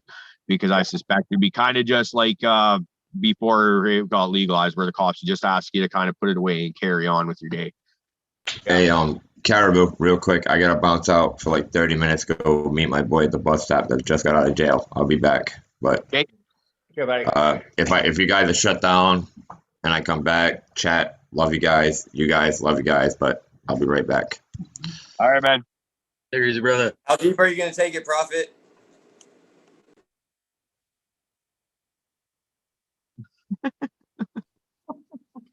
He's gonna take it to where there's no end in sight. Did you see that? Because of He's this gonna background, start I here. actually There's can't show you how no big I'm end gonna in take sight. it. I can't even show you because of this fucking background. Every bit of Can, it. That's what he's taking. There we go. Hold on. Nope. There we go. Well, fuck. I give up. I gotta go. I'll be right back. Okay, and while you're gone, can White Widow join us, please? Yeah. If you wanted to, absolutely. I was just gonna tell her to keep her mouth shut and not bother you guys. Hold on, I'll put the actually I'll leave her with this background. She needs a trigger warning for you folks. You know what I was just thinking? So with Lolita, you were talking about, a lot of people don't know about your tattoos. No, I don't have that time. I gotta get back. I need my backpack. So what do you do for? Prophet, mute yourself. Yeah, mute yourself, you idiot. Just hold on a sec. I just need to get going. He is so bad with that. Do you think we'll get to hear her slap him before he leaves? And I'm trying to roll a joint, so I can't even put my hands. Probably. If you listen hard enough. Mute your fucking. There you go. All right, I'm sorry. So Lolita, you were talking about how you hide your tattoos and you do all that for your job and everything else. Do you want to talk about what do you do for a living, if you don't mind, or do you hide it because you feel you have to, or can you touch on that a little bit? I work with dogs. Yeah, you. Being heavily tattooed is It's fucking awesome. Yeah, so you do it for just the simple stigma of the normal tattooed person that everybody. Just looking the way that I do. It's like, oh God, you have a job? How the fuck you think I afford looking like this? Do you have the shirt that says tattooed and employed? No, because it wouldn't make a difference anyway. Yeah. I need one of those. Sign that says something like, this tattoo costs more than you make in a month. The thing, that's what kills me is when people look at me like I'm gonna rob you. I don't need to rob you. I've got money. How the fuck do you think I afford to go to this tattoo shop every month? Shit, I'm there literally every month. I used to work in one, so it's like, whenever they get bored, I'd get tattoos. Lucky. And then I go to Walmart and hear security check cameras. Like, really? Every time. I just got here. Every time at Walmart. Hey, you remember when they used to make those like PA announcements? I always used to look up in the aisles, and sure as shit, it always seemed to be that they were following my ass around that. I know, right? It's like it always just happens right, and I'm there. I'm so tired of the stigma of being tattooed, being naked. Like, just shut the fuck up and leave us alone. If we want to be tattooed, leave us alone. If we want to be naked, leave us alone. We're not bothering anybody. Right, it's super Agreed. easy to turn shit off. I don't know why people think that everything needs to be tailor-made for themselves. It's not the case. Hey, Yeah. if you don't like it, fucking, and it's not affecting somebody else in a harmful way, then what is the reason? Yeah, super easy to turn things off. I figured that out. There's a lot of shit I don't watch because it annoys me. So, you know, I'm really good at not watching the shit I don't like. Thank you. That's what I I've been control my own mute. It's like, you know why I don't listen to fucking music, like fucking pop music or country music or all this other shit? Because I don't fucking like it. You know what? It takes a lot more effort to sit there and bitch about something that you don't like than just turn it off or not even go in that direction in the first place. So I don't even give it a mental thought because why? I turn it off and I don't even think about it. It's Change that the simple. station. It shouldn't be hard to change a station. So, like, imagine that being your life. Like, you know, so, like, we're all discussing how if we don't like something, we just, you know, we just go the other way. Hey, wait, focus our attention somewhere else. Imagine being so negative that that's all you can do is just fixate on something you don't like. You know, something like somebody tattoos. Like, yeah. They have no effect on whatsoever. Absolutely none, except for they might offend your visual sensibilities for a very brief moment in time. And yet you got to get negative about it. It's just like, wow. And you know, they're looking at you like you're the asshole, but like, let's step back and take a look at this for a second.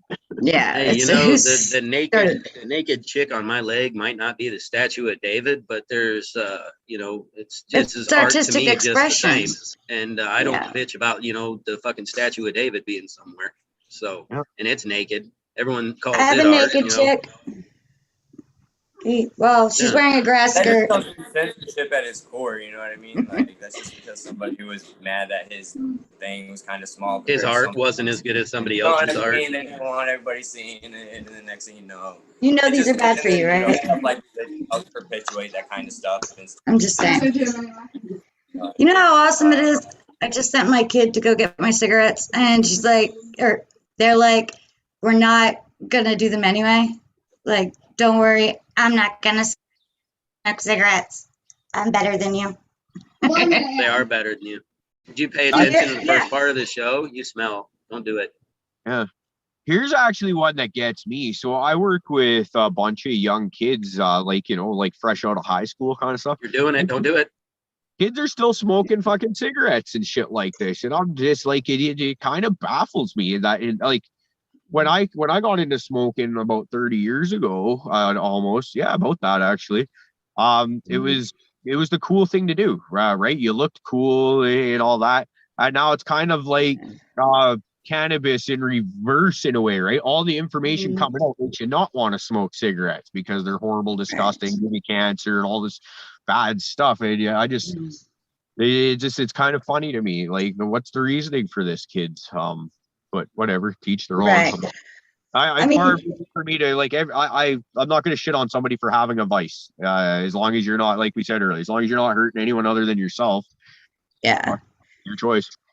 I don't like buying cigarettes for other people in the house because I'm trying to quit, but that doesn't alter the fact that speak of the devil, someone's going to come and want to bum a cigarette. No, no, you have your own. Yeah. Look at you go.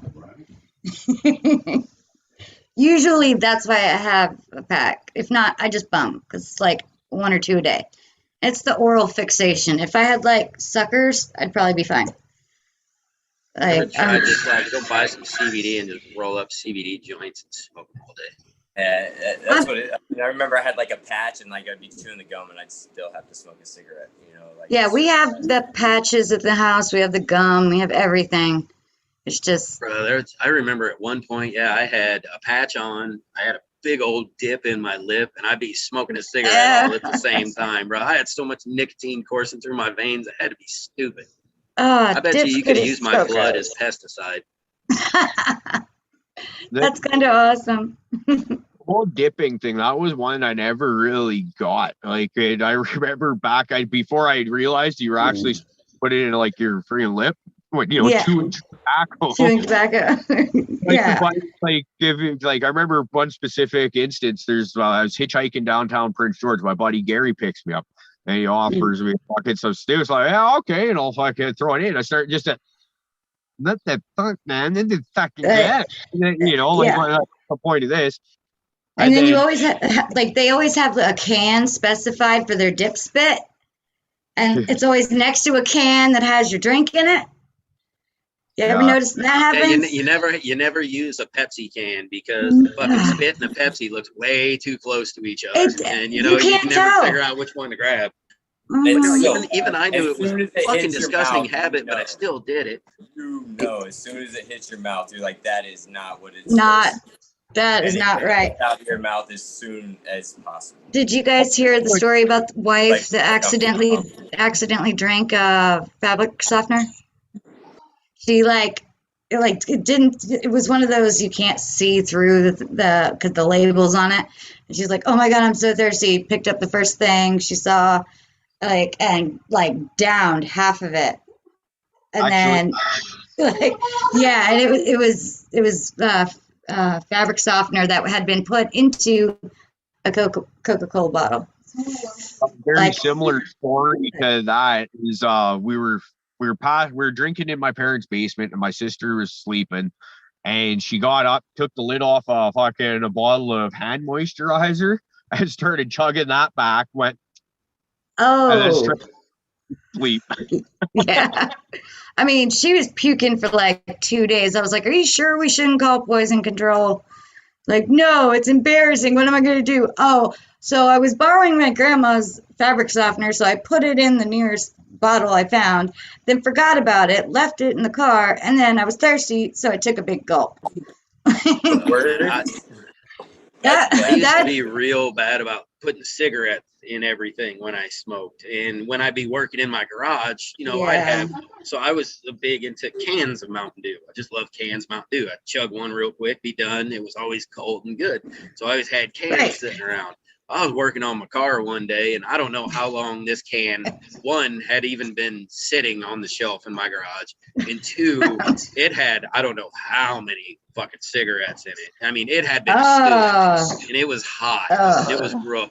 I mean, when I dumped it out, it was moldy. But I took a bit, like I had chunks in my mouth when I took a drink. I threw up for fucking days. It's kind of making You're making my child gag with laughter. Oh my God.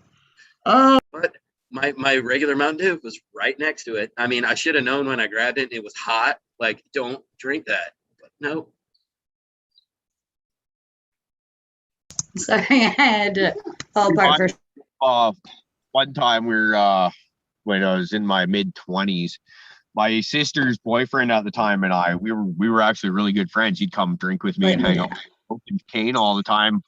And we had this party in my apartment, and Travis, that's the sister's boyfriend, goes to the bathroom. And I said something about somebody should piss in his bottle of beer. And then there's a guy that I'd never met before. He was my other buddy's cousin. He's like, I'll do it. And I was like, well, next thing you know, this guy's pissing in a bottle. Like, I was just joking, but fuck, I'm going to let this slide because it's going to be fucking hilarious.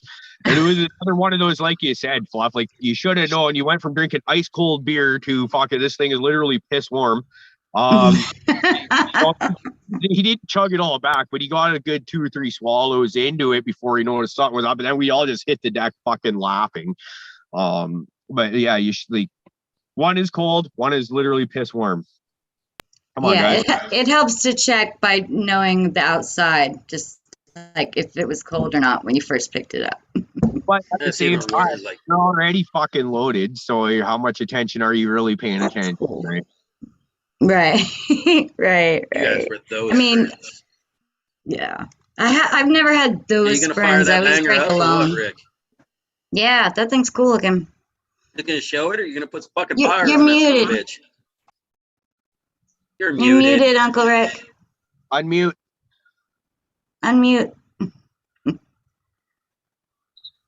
Too much technology from Rick. You got to unmute yourself.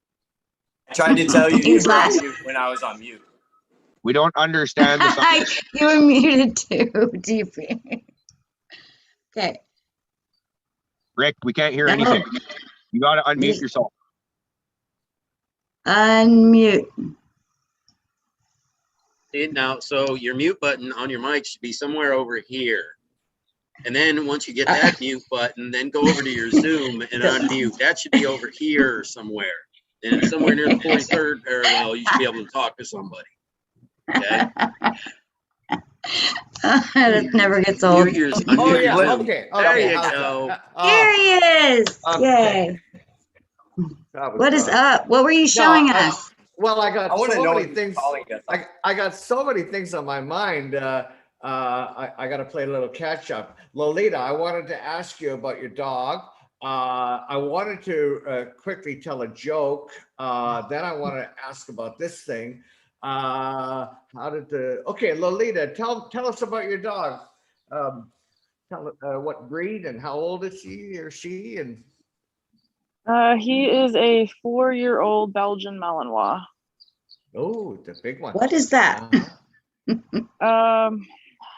A big, very big, fluffy mistake.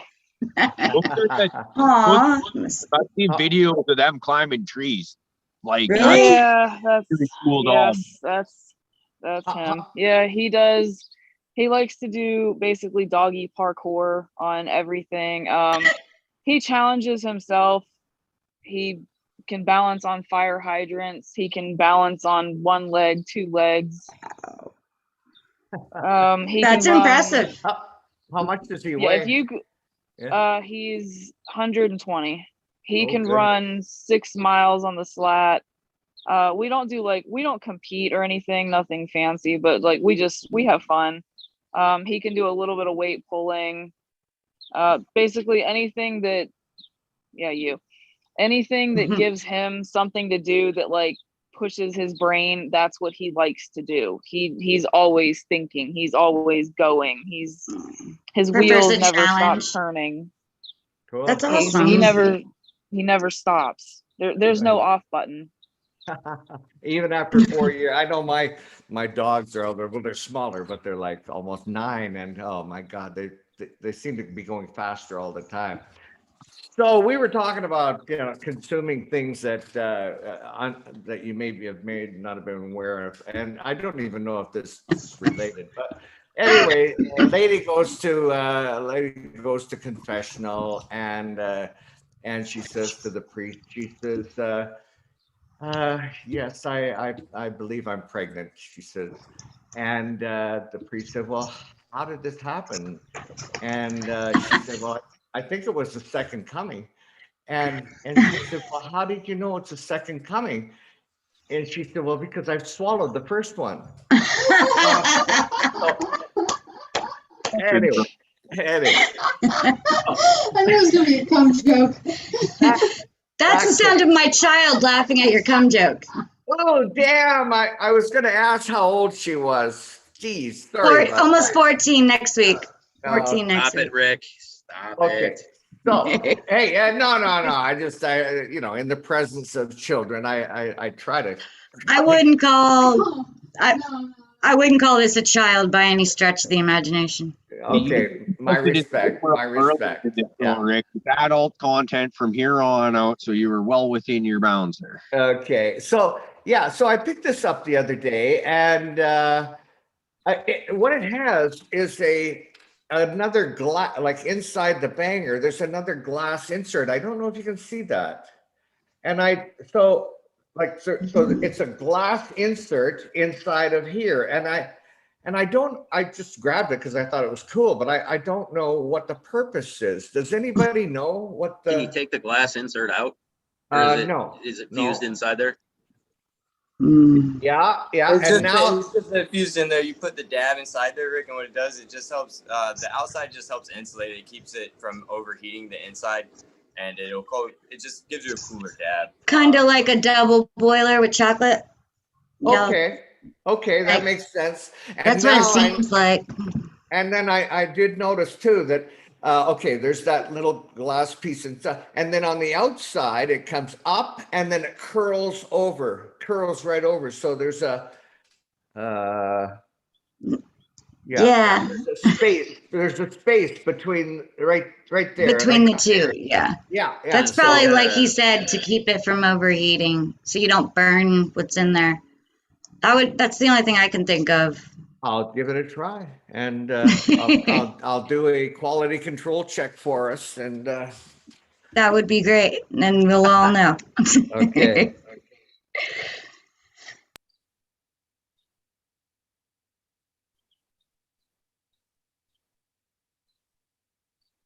Did he go grab his dab torch to give us a live on the spot? I think so. Yes, he did.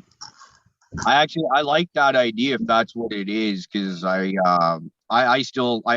need a fancy dab pen heater BT. Quince has, so I can get an accurate gauge on my temperatures, because I'm getting better at it, but it would still be nice to have I like that stuff, but it's going to be a little bit cooler. Well, I hope we're at least right. We're in the general ballpark, because if not, it's gonna really suck if he ruins this newfangled toy. Thank you, ma'am. Rick might not be so good with technology, but this is cannabis stuff we're talking about now. So, That's what I think you got it. Dude, Rick ain't fucking around. He's got like the little fucking 5-pound propane on the bottom of that. He's like ready to get down. It's like an acetylene torch. Like one of those big, how you blow glass torches. Like, be careful, don't melt it. Has the 20-pound propane torch hooked up to his fucking dab torch. Maybe I'll bust out the oxyacetylene torch, put a big ass rosebud on it, and ruin a banger just for a good video. Yay! This Okay. is this. If I could ever focus this thing. This is this live resin that I've really been enjoying. Oh my goodness, it is just so tasty. All right, let's hope you don't waste it. I hope that glass doesn't break. I didn't see. No, I knocked on wood. We're good. Okay, you know what happened was I was at a different dispensary than I normally, like the one I usually go to. These bangers, well, I mean, there's a gazillion different, but they usually range around the $20 mark. And so I went to a different dispensary and looking for some bangers. And so he opened the drawer and pulled these all out, and there was a few varieties there, and I said, yeah, okay, how much? And then he had to go to his book and do his check, and he came back and said $6.20 some odd cents. And when he said that, I should have said, I'll take them all, but I just said, okay, I'll take that one and that one, and so that's how I ended up with this. And then all the way home, I wanted to turn back and go clean them out of. Go get more. That was up in Williams Lake on the First Nations. The Unity. Yeah, yeah. Did they change their name? Yeah, you know the one. First started up, and but now it's called the Unity. And this place has their own grow station, right beside the actual dispensary that they've been building. Which it's supposed to open, I believe, in there's going to start production, I believe, in August. That's what I heard. Very cool. Very cool. So I'm not sure, not really clear on how that all works. Whether or not because it's on the reserve, they can make their own. They can make their own rules. But like in British Columbia, believe it or not, we do have 41. Maybe now it's 42 micro craft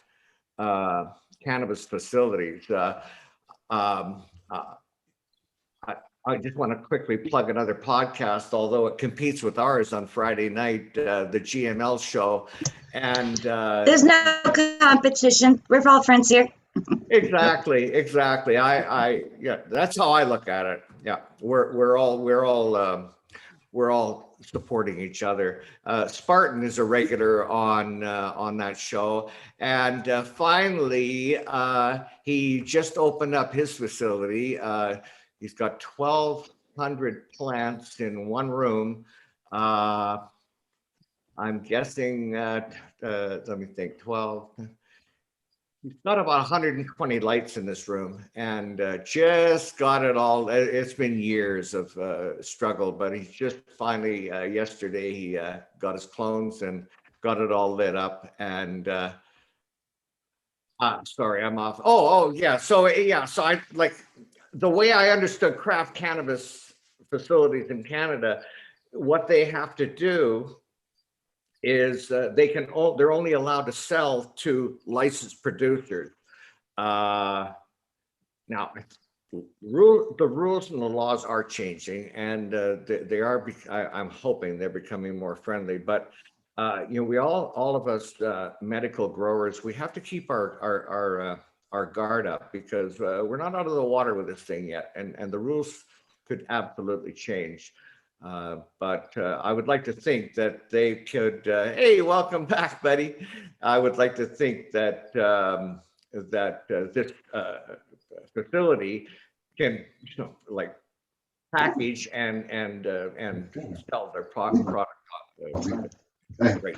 I mean, they're growing it next door. Let's try. So. Yeah.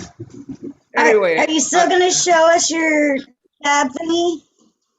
Yeah, Are you- sorry, yeah. I got off on a tangent. Let's get back to business here. Quality control check. It's coming up. okay. I was just wanting to see it before Prophet kicks me out. I'm not gonna kick you out.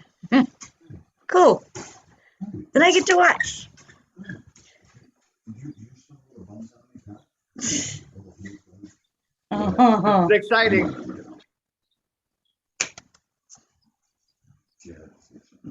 Wait. I think there's a reaction for that. I was nerding out in like chat about torch heads and stuff. So yeah, I was having a moment there. Just so you know, I Talk was about in cool chat. man shit, flames. I wasn't in I chat. know. Hey, Rob's running my we don't mouth. care. Crazy bitch. Shut up, Prophet. Don't even like Shut it. up. Fluffy, don't look at Fluff another. Watch, I can do this to him. Wait, I can do Sit this. down and get back to the show, you asshole. He's got other stuff he's got to do first. So I get to hang out for a little bit longer. Taking it deep. I guess having my own box isn't terrible. It would just be weird because, like, it'd be sitting next to him. If I did have my own box. I mean. That's a pick of the job. Yeah, you're all Apparently it worked. I see Uncle Rick Squares getting smoky. EJ, this is my friend Rich. This is my friend EJ. Can you grab my block? It looks like Rick needs a carb cap. I bet if you got a carb cap, hey man, you take your little dab jar and stick it on top of it. Use that as a carb cap. Amazing. Thank you. You got a little piece of glass or something put on top of Give me that? the faceless stuff. You're gonna kick your ass once you get a carb cap. Yeah, you're right. No, I'll go there at 2. I need a car. Visiting hours, sometime between then and. Ooh, hey, check this out. Yeah, you remember you were bragging about that mute button. Now remember how to use it. Yeah, that's what I was just about to do, is throw them in the mute jail there. Like, it's always Profit Square, it seems. No, it wasn't you, White Widow. It was Profit in the background wouldn't shut up. That's okay. Oh, wait, let's talk to Rick now. Hurry, he's coughing. Oh, no, he's done. God darn it. Oh, Rick's. The dab hit him there in the lungs. The dab. Rick's over there. All the way Rick's to the trying to bottom. figure out where Lolita is right now. He's gonna go show her what it's all about. What do you think about that stuff, huh? Oh, I don't know. I think Lolita could show me a thing or two. That's for sure. How many we got in chat? I can't decide if her frame has frozen or if she's just really, really good at sitting still. Oh, she's there. I'm just really, really stoned. That's the whole point, though. We like that. I mean, had a good appearance as long as you're good enough up first thing in the morning. So,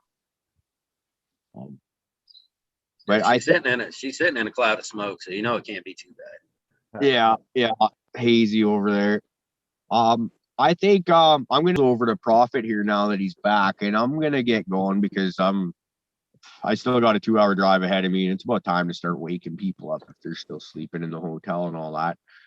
Lolita, I want to thank you for coming on. It's been great getting to know you, and we'd love to get you to know you a little better. So we'd love to have you back on at another point. If you'd like to join us again. Everyone in chat, I got to thank you all. I've been out of the chat most of the time today just because I'm on the phone and I struggle to do the phone, Zoom and YouTube at the same time. So I just don't even try. I love all you guys.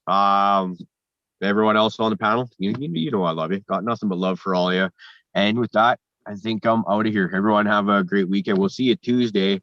We got Chad Westport coming on the show Tuesday. So that's going to be one hell of a show. And I guess I don't think I heard anyone else say it. So hit that like and subscribe button, guys. And you smash that bell if you want to get notifications anytime we put a new video or go live. Yeah, I'm not as good as Indy could be, but I think somebody had to do it there. And good old top chat, live chat.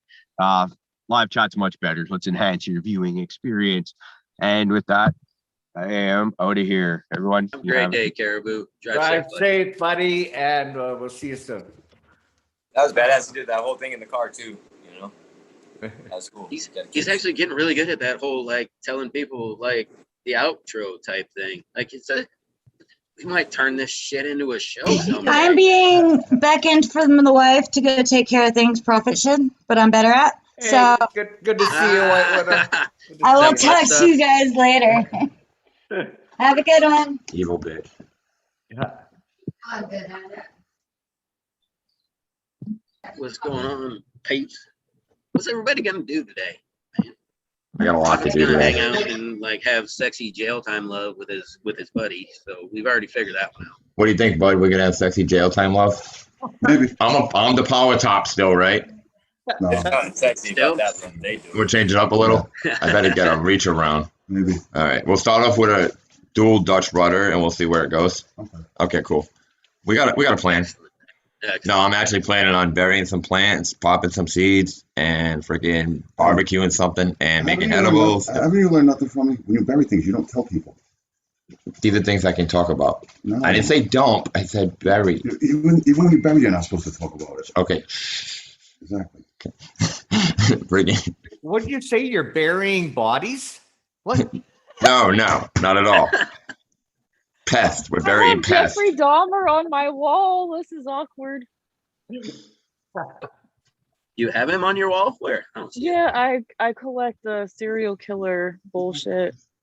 Ain't nothing wrong with What's that. your favorite serial killer? What's your favorite serial killer? Me. Besides Honestly, That's out of good. everybody that I've ever written, it would have had to have been Dennis because he's fucking insane.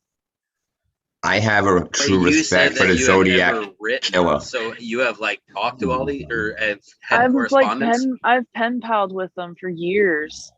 Can you show us some That's pictures? cool. That you said you got some pics on the wall. Can you show us some? Yeah, let me. I'll give a actually speaker turn view, hold my- on. Why didn't you bring this shit up earlier? We I would have am had a way intrigued. different conversation. All right, shut up and let her talk. It's on speaker view if you want to see the damn pictures. Because I feel like a fucking weirdo. No, hey, you fit. Honest. Rick, shh, we can't see it if you talk. Looking for clothes too. Wow, those are optional. Don't worry about that. Prophet, you Prophet, calm down. I'm over about there. to power. Everybody I'm gonna swing the hammer. All right, Thor's hammer's coming down, and I'm gonna stop muting motherfuckers. Do it. Doing it to mess with you now. Hey, when she shows it, we'll shut up. Okay, fair We enough. have Back to speaker view. Back to gallery. Shit in order. All right, no, back to speaker view. Gallery. Wait. Oh, she's ready now. You see Great. it? You guys are screwing with me. Oh, that's wrong. You need It is more low. light? No, hold on. I just got to put you on speaker. Yeah, we need more light. We can't see it. Yeah, more light would actually help. Yeah. I think probably needs to add a band before it freaks out all the way. That's gonna be fun. I love you, buddy. I know. That's cool. So in having correspondence with these people, you really like found some crazy, huh? I mean, they're a little bit crazy. There's a shark tooth. Did he use that to kill somebody? On tooth, I right? thought about Is that it. what you just said? No, not It's a you. I thought that was like a megalodon tooth. serial killer's tool or something. Oh no, it's a megalodon Autograph tooth. on It's a him. shark Yeah, it's tooth. definitely. Bones or something. That's I fucking collect cool. weird shit. I've got that, and then I've got Hitler. That's an elephant. That's not Hitler. Oh, nice. I collect weird shit. Nothing wrong with that, man. I always like freak shows and stuff. I'm always trying to get my wife. Like when we see like a legit freak show, like we see in the circus and stuff, man, that is my fucking jam. I love that. I would be the guy who has like a shrunken head in a jar and shit like that. So. See, I would love a shrunken head. Oh, and then this is Hector. That's cool. Hector. I like it. Fuck getting stung by Hector. That ain't no. He was ethically sourced. Ouch. Do we have to worry about ethically sourcing something like that? Yes, apparently. Ethics in this show? What are you talking about? No, you can actually, I think you can get in trouble because I wanted a skull in the worst kind of way, but you have to like get one properly. You can't just go and like grab a skull. Or you can't just go kill somebody and like take it. Well, you can't go grave robbing. I mean, you can, you just don't want to get caught. And it's not cool to get them at the dollar store. I mean, those skulls aren't very cool at all. I mean, imagine going to jail. What did you do? Oh, violated a corpse. Why? I wanted head. There you go. Fuck. That we're getting to the meat of it. That just made me LOL. That's cool. You got any other freaky shit? I like that freaky shit. I think that's other than just like the weird letters from writing them. That's I think about it. So what's like? All right. What makes them weird? What's the weirdest thing, quote unquote, that you talk to the serial killer about? Yeah, the strangest interactions you've had with a serial killer. Like, Because most people are going to think that it's just weird that you did that, right? But like, I just wanted to know. I wanted to know why. I want to see what's weird about. I want to know. I wanted to, well, Dennis, I wanted to know why. Like, I just wanted to understand what the hell made you wake up one day and do. I just wanted to get like why. Right. That's and what not was the response. The things that I would have to show you what he responded to me with because it makes no sense whatsoever. Is that when you like truly see the psycho come out? Like you got that, you were like, oh yeah, you nuts. You are butt fuck nuts. Basically, yeah. I mean, I can send you all of them. Charles Jablonski, holy shit, whatever the fuck his stupid ass name was. I'm looking at a picture of Charlie. Oh, I forgot Charlie's on my wall too. I'm looking at a picture of Charlie and I'm thinking of Jablonski at the same time. Oh wow. Yeah. And beside that is what is fingerprints? Mm-hmm. Oh, cool. Yeah, what's that like newest movie they made about Ed Gein? It was really fucking cool. I like that one. Did you check out those kind of things? Philip Jablonski was his name. That motherfucker was Jesus Christ. He was bad. Some of those people, they are just born fucked, and that's all there is to it. You can't help them. You can't fix them.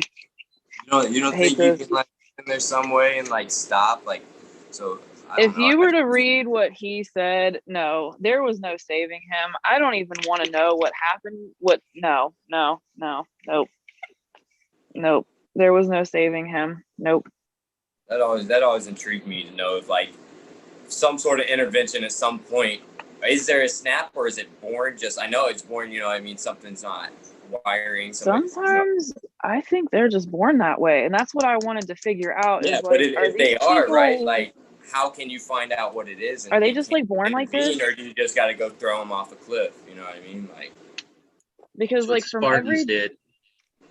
every documentary I've ever seen, it's said that you're determined who you are as soon as you're born. Like that's just who you are. Yeah.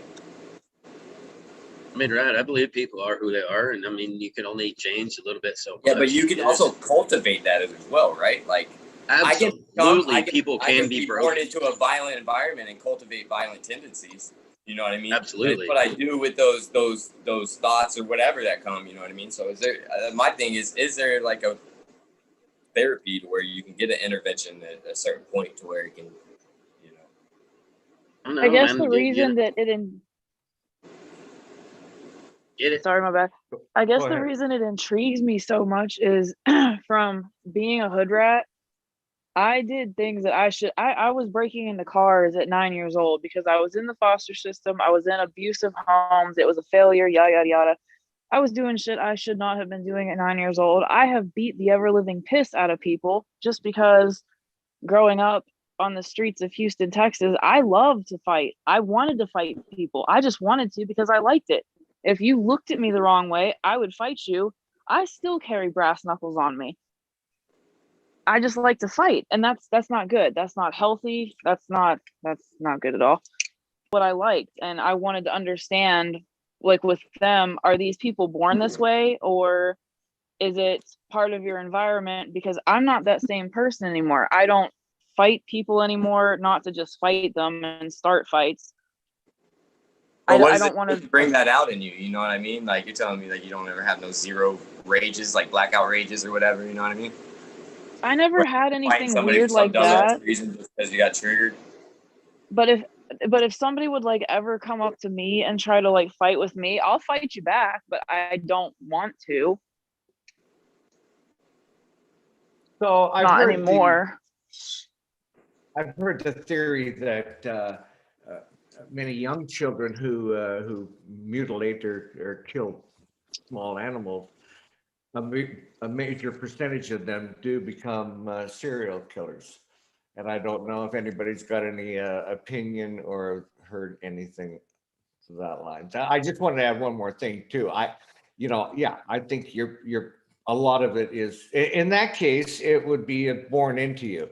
I'm thinking more on the part that can be bred or not bred. That's not the right word. The nature or nurture. The part that can be nurtured is if you're born into a more prosperous family and neighborhood and so on, or being born, on Skid Row.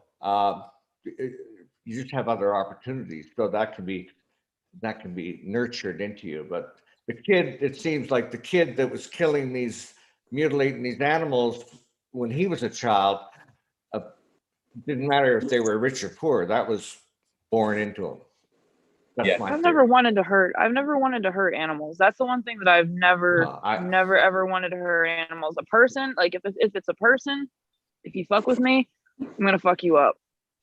But like as far as animals, I can't. Like I can't. I got to tell you, one time I was speaking with one of my exes, and I told her, I said, I'd kill for my animals. And so the conversation went on, and she said, she came back and she said, yeah, no, I know you die for your animals. And I said, no, I kill for my animals. Yeah, don't fuck with my animals. I agree. Even if it's my guinea pig, I'll fucking take your nuts. Is it okay if I laugh at it? Yeah. It is kind of funny. Yeah, absolutely. If I see somebody else hurting an animal, I'd probably fucking stop beating them down because they, as far as I'm concerned, the animal didn't do a fucking thing. And you are a predator that needs to be taken down. Well, there's somebody I was scrolling yesterday and somebody that's on Instagram or whatever. He was posting a live video or something, and he picked up a cat and threw it. And so, you should have seen everybody come at this guy. His account's deleted now, like in a matter of just minutes. Good. He should be charged too. Ooh, you know what I mean? Yeah. So, I had somebody do that in front of me. They fucking, What it was was, that at we were in one the ghetto. point, like there was a Twitch streamer or some shit that I think they ended up going to jail because they saw her like fucking around with her cat like on her Twitch stream. And Damn. yeah, I mean, right. Some people are morons. Dude, we were in a smoke circle. We're in the back. So it's a ghetto cat, you know. It comes up and, you know, fucking it's rubbing its legs up against us, you know, completely friendly cat. And it's a friend of mine. He fucking picks the cat up and he fucking over an 8-foot fence. And it lands on the fucking garage on the other side and it slides off. And calm down, guys. I couldn't help myself, dude. I had to fucking slap him. I didn't punch him in the face, but I straight up fucking cold cocked him with a fucking slap because I was like, who the fuck do you think you are? Like, just out of nowhere. He picked up the cat. I thought he was gonna pet it. You can even ask my dad. He was there. Fucking dude just hucked the cat. I was like, what the who the fuck do you think you are, dude? Oh, I slapped him. He was a friend. I didn't beat him down or nothing. We're talking about dab frog around here. I think I heard that motherfucker. I wish, dude. I just took a dab. We'll do another one though. Yes. I didn't know. I'm sorry I didn't pay attention. There was some fucking idiot at the gas station where I was getting drinks. And I wasn't sure if he was going to try to steal my car or steal my dog. But I went out because he wouldn't stop and I punched him straight in the fucking face.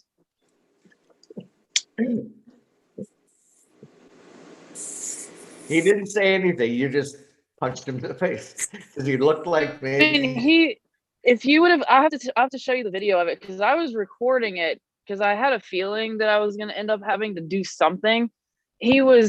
He would go out and he would like stick his hand in my car and then laugh about it. And I'm like, what the fuck is wrong with you? I'm like, I know what my dog is trained for and I know what he's capable of. So No, you had a right. You had a right for sure. what the fucking hell is wrong with you? And my dog was inside my car. And I'm like, okay, he's either going to try to steal my dog or my car. And neither of those are going to happen because he's just going to sit there and be like, oh yeah, let's go home. Yeah, that's your space, man. Yeah. There's 0% chance that would fly. Yep. People are wild, man. People are wild. They'll either try to kill your animal or they'll try to steal it or they will steal it. Yeah. And it's so hard, you know, you try to treat your animals to be, you know, not a terror, but at the same point, you need to treat them that like, you know, to let them know that, right, not everybody in the world's your friend. It's a hard balance to get with your animals, you know, if especially something that you ever realize want. how everybody thinks they're so entitled to pet your animal, and then if you don't let them, they're so offended? Yeah, I've never really understood. Why is that such a thing? Like, why do you want to touch my animal so bad? Like, to me, that's so weird. That's just so creepy and weird. I wouldn't go up and be like, I want to touch your kid. Let me touch your kid. Like, I wouldn't go up to you and say that about your child. Like, why would you want to touch somebody's animal that you don't know? I would if your child was as fluffy as that dog. I don't know. Yeah, I love animals. Yeah. Little dogs. I swear to God, it melts my heart. I want to go pet them, lick them. I want to fucking put them in my pocket because I don't get dogs. Or up your ass. You know? I don't get to live with them all the time and shit. So I get it, but I totally get what you're saying. Like, yo, that's my property. Don't come up on me. Like, I get it. So I'm glad you said that because now I'm not going to run up to somebody and be like, oh my God, you're nuts. Yeah, but I'm the opposite. I encourage people to pet my dog because, I mean, I own a pit bull. She's right here, and I don't want people to be afraid of her. So, I mean, I encourage people to pet my animals. I've always been that way. That's this for the TV? Yes. Yeah. I mean, I don't mind it. I totally get what she's saying as well, though. You know, like I'm walking. No, I get what she's saying, but I'm just saying the only reason I'm the opposite is because of the type of dog and animal I have. I want it to be accustomed to people when I'm outside and everything else. Like, see, and for him, his scenario makes somebody sense. Comes up and they don't know that they're gonna get bit. You know what I mean? So it's just letting them know, hey, this is my dog. It's nice, but not all of them are. You know what I mean? My friend's dogs will bite the fuck out of you. You know what I mean? See, you go anywhere near that dog. You know, You always, and I'm always asked, can I pet your dog? And I'm like, yeah, she won't hurt you. I come up to other pets and I'm like, beautiful dog, is it friendly? You know, that's the first thing you need to ask. And then if they're like, yeah, and then you go, man, pet your dog. Because, you know, I'm sorry, I love pit bulls and dogs and animals. And yeah, simple as that. I mean, if it ain't, then I'd be like, nah. right, man. I was a Rottweiler guy, and I had big Rots, and they were trained to not like other people. They were my dogs, you know, and that they would accept other people as long as I let them, you know. So yeah, that's the first thing you better ask. You better not run up on that dog and just try to pet it, because you're gonna lose a goddamn hand. So, you know, and that's the way it is. Yeah, you come up, you ask respectfully, oh, beautiful dog, is she nice? No, she's not. But if you want, you can pet her once. That's the way I roll, you know, and it's the way I like to keep my dog, because for the same reason, like Lolita said, you know, back when I had them, Rottweilers were a pretty big thing and people were stealing them. And it's like, yeah, you're not going to steal my dog. My dog knows what home is.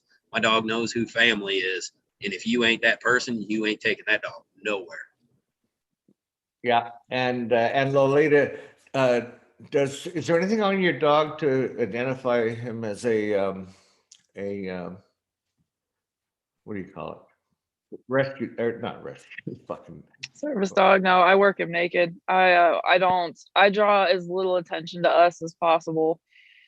We don't actually really go out in public ever, like inside of like stores or anything. I just don't. My life is set up to where I'm away from people, and that's how I like it. So there's not like a lot of dealing with other people.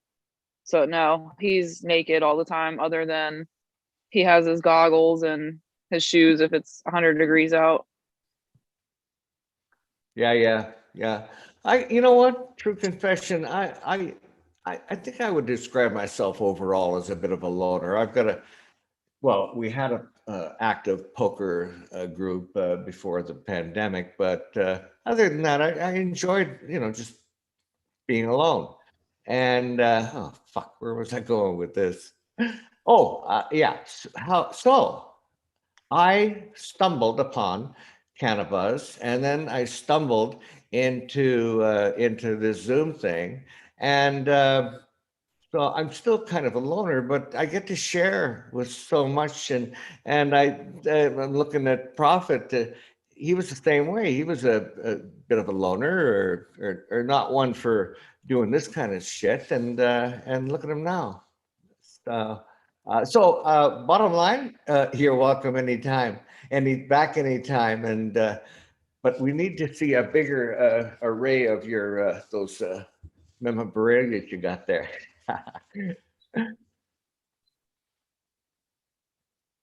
That would be cool. Yeah, I mean, if I definitely, I know you post a little bit over there on cannabis and stuff. Some of those posts would be kind of cool to look at if you ever thought about making some cool posts with that shit. Yeah. Hey, you know, freaking trying to pick up all the women. It ain't fucking all about you, Prophet. Stop it. Well, you're gonna laugh. I am so camera shy. It's like ridiculous. This, like, the whole social media thing, this is all new to me. That's hilarious. Like when I sought you out, like originally, I remember you from like months ago from cannabis. I was like, oh shit, you know, thongs and bongs, what's up, you know? And then like yeah, I've never in my life. Like, it's cool knowing that like people are comfortable with that, and then like still kind of shy behind it, you know. That gives a whole nother perspective to it. And then also, I just wanted people to know, I kind of reached out originally because I wanted to know you use cannabis regularly. You know, I wanted to know why. I'm interested in why people do it, and your story's so much like others. You know what I mean? And, it's awesome. Thank you so much for coming on here and sharing all that stuff, and you know, continuing to fight it every day, the stigmas and stuff like that. So, rock on. Oh, yeah. I think the thing that people don't seem to understand is people can be successful stoners. The situation with my dad and how I got here, and like that whole situation with being in foster care, I didn't ask for this life. I didn't ask for this. I didn't ask for any of it. I'm doing the best that I can with what I've got. And just because I smoke weed every day and I have a bunch of tattoos and my face is tattooed, I've been at my job for 10 years. I've never missed a day. And I pay taxes and I smoke pot and Susan can go buy tits. Pamela can go buy an ass. And so-and-so can go get her nails done and her hair done. But yet I can't have colorful skin. But yet you can go get lipo and every fucking thing else under the sun. But yet I can't have colorful skin. I love Why? it. I've always said, you know, my tattoos are like my jewelry. You know, people buy fucking rings and necklaces and all that shit, and I lose stuff like that. I tear that stuff up and I break it, you know. But my tattoos are fucking forever, and they're beautiful. And you know the thing that kills me is, do you know Tattoos what are kind of moments commitment? in time. Make me tattoo myself. Go ahead, Lolita. Okay. You know what kills me is like the thing. You know how much commitment it takes to tattoo your entire body from head to toe. Like, you know how much commitment that takes. I can only reach so far. To schedule the hours, to schedule the tattoo sessions. I'm scheduled for 2 years. I go once a month, every month, and I'm booked out for 2 years because my entire body is going to be tattooed, and mostly weed and galaxy. Awesome. You're doing your That's thing, you know? like that That's good. entire process, like that's years. And that's not just, oh, I walked in and I got a tattoo. Okay, yeah, this is a years long project. Like, this takes years, and shit hurts. This shit fucking hurts. Okay, is there parts where like you that are off bounds? In the world of tattoos is off bounds, right? My I was taint. gonna say, I've got That'd be- my face tattooed. I've got my ass tattooed. Eventually, I'll have my almost. No, we're not tattooing all the way up there. That's just gonna hurt way too much. Hi. Yeah, we've had a discussion on who I think I would pay somebody to get a taint tattoo, and so I'll do it. I'll do it. I won't get it, but I'll we've do got it. everybody saying they'll do it, but nobody wants to get I'll it. get it. I don't care. It's just a tattoo. All right, I'll do it on DP. Like, who's really gonna see my fucking paint besides Profit and somebody trying to get up in my ass? And there's not many people trying to do that. So like, not many people will see it. It'll be a funny story. I'll get it done. What's up? What are we doing? And the best part, I'll be able to explain to you exactly where so many on DP's ass I put the tattoo, and Rick will even fucking follow. I'm gonna do my. Let's say maybe I'll do my toes today. Get my old. Yeah. Okay. Your toes. Sure. Why don't you start on your thigh there, buddy, and see if you even finish it. All right. What? No, I already got my toes done. He's already No, got I his mean, toes you do. Did you do it to yourself? Yeah, I did it to myself. Okay. Let's say once you start doing it to yourself, it's a little bit of a different story. Like. Yeah, like most tattoo artists start, with themselves and stuff. Yeah, you don't get that moment of being able to zone out and not think about it while you're getting tattooed, because the whole time you have to focus on the fact that you're tattooing yourself and That's why I can never be a inflicting it upon tattoo yourself. artist, man. The hum of the gun just puts me to sleep. I've been slapped. I don't even hear I've it. been shocked. I don't even hear the motherfucker. My asshole of a tattoo guy used to think it was really funny every time I'd fall asleep, turn the gun around, shock the piss out of me. Oops, sorry. Sorry. Yeah. Was that your nipple that got caught in the arc? I hate it. That shit hurts. What kind of dog you got there? Belgian Malinois. You were part of the show, right, Prophet? Well, I was kind of in and out. Yeah. He was gone at that point, I think. Yeah. Look, don't justify it for him. All right, this is my time. I get fucking I Prophet. mean, no, I wasn't paying attention. I was looking at you, Fluff. Right, motherfucker. Yeah. I was thinking about your taint. Yeah. There we go. We'll put wrong way. That'll be it. Redirect them back up. You always got that adventurous one, and they're like, nah, I'm cool. But it was, just a little detour sign. That's all you need, a little detour sign. So that way, when you get that far, it tells you got to go around, but you're heading into the wrong area. Yeah. So I have got to get my day started. Lolita, I really want to thank you for dropping by and getting to know you. And please know how welcome you are back.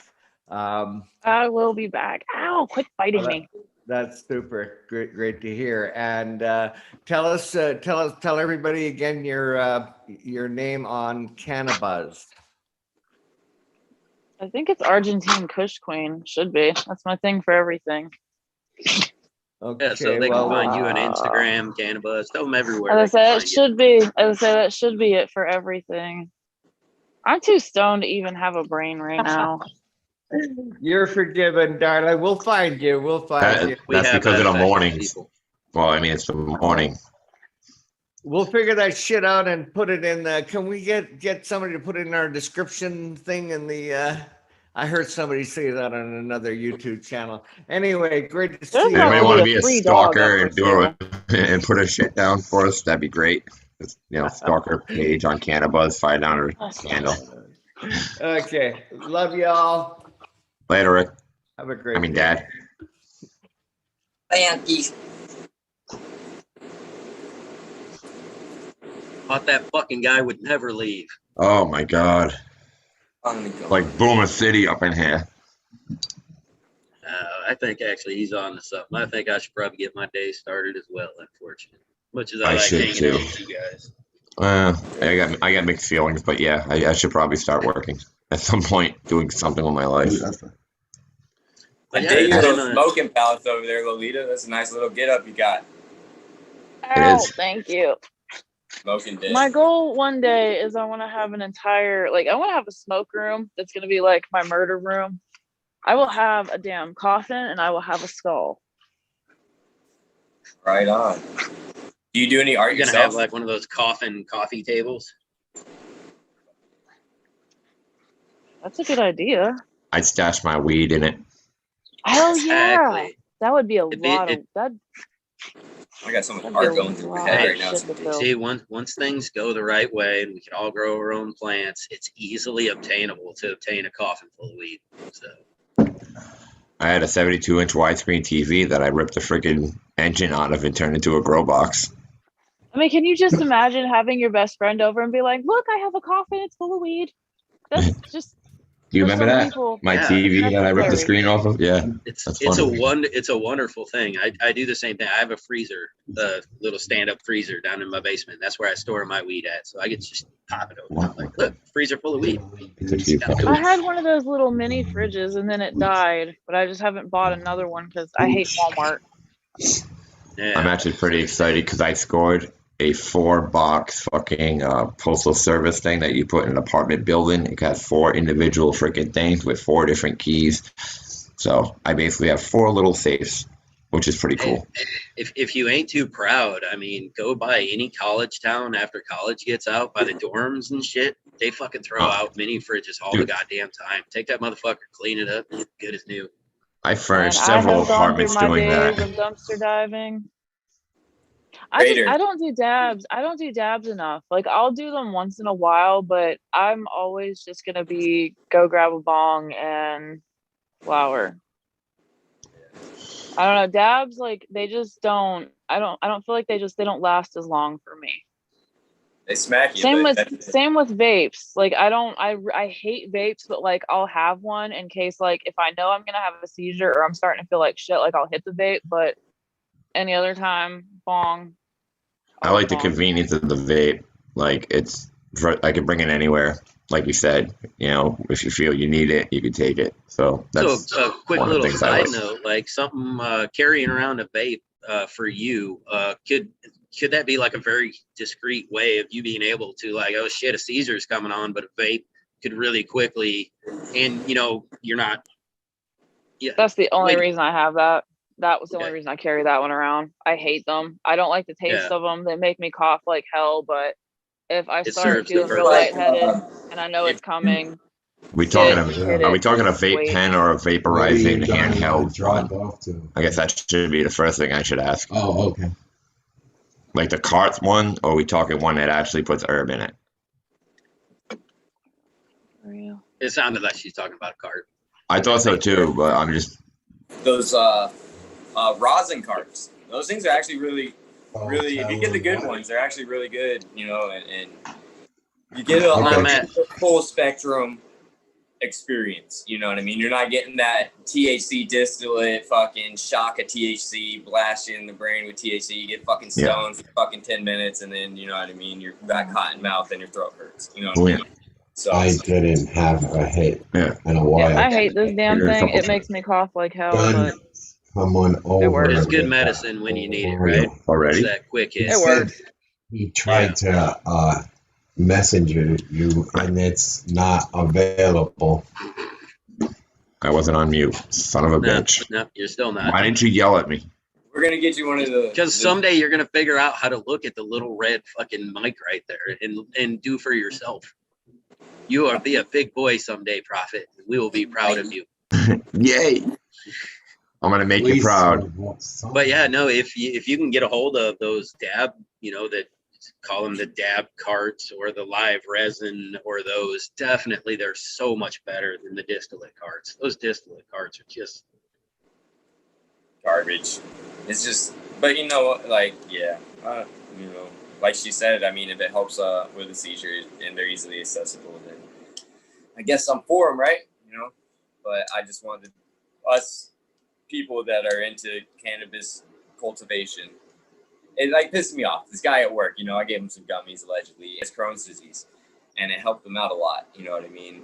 But they're expensive at the dispensary and stuff like that. You know what I mean? And then they put all this other crap into him that are sensitive to his stomach and stuff. But you know, I can't legally, you know, continue to give him stuff like that. You know, and so it's just. See, that's fucked up that you'll get in trouble for doing that for somebody, but yet I can go buy you a beer because you're 21 and we can drink beer like it's nothing. But if I give you weed and you don't have a weed card, I can go to jail. I can go get a bunch of Benadryl and get fucked up. You know what I mean? Like, it doesn't matter, you know, and so, yeah. right. And unfortunately, that, you know, that's why I say, you know, I allegedly do my own caregiving. If they ain't gonna allow me to do it, then I'm just gonna do it the way that it should be done. Fuck them. Yeah. I know the recourse for it, so. I don't do anything Allegedly. I'm not supposed to. Me neither. I follow the law to a T. No, I did kind of have to laugh a little bit though, you know, transporting a couple of plants around and some people kind of looking at me like I've got my head on fire. And I'm like, hey man, I'm under my legal limit. I've got my 5 plants. Fuck you. You never said that I can't take my 5 plants with me somewhere. See, that's what I'm supposed to say. Like, around if I with that move, shit on my right? head if I want. I got this dilly bars that's about to fill out my 2x4 pretty quickly here if I don't do something. And I got to move in August. So it's just like, well, geez, you know, like, get the freight elevator ready, I guess. I don't fucking know. Yeah. Hey, I got my medical card, 1 plant. That's what I'm saying. I mean, obviously, you're not supposed to have it out public. All on my legal limit, I'm good. Ish. Right, but I mean, hey, you know, they understand people get clones and stuff, and you got to transport them sometimes. So, and that's where stuff came. Okay, when they first legalized in Illinois, they made it to where you can only smoke inside your place of residence, not even outside of it. Now, what if you have children? You know what I mean? What if you have asthmatic people? What do you have people that have, you know what I mean, chronic respiratory disease? There's so many different fucking ailments that smoke aggravates, and now you're putting them in harm's way by making somebody consume their medicine. And, you know what I mean? So they realize things are like that, but it's the way these lawmakers word these things, and they're doing it on purpose. And they're doing it in a way that we don't know because I can't decipher that shit unless it takes me fucking 30 minutes to read 4 paragraphs. You know what I mean? Like, you literally have to do 4 research. paragraphs, 4 words. What they're talking about, you know what I mean? And it's designed that way. The only people that know how to read are lawyers. The only people with lawyers are people that got money, or they fucking went through a fucking special fucking training that doesn't happen for everybody or gives the opportunity to everybody. You know what I mean? So it's just, they say it's systematic, and it's time we all do what we can every day. So, oh yeah, rock on. Cheers.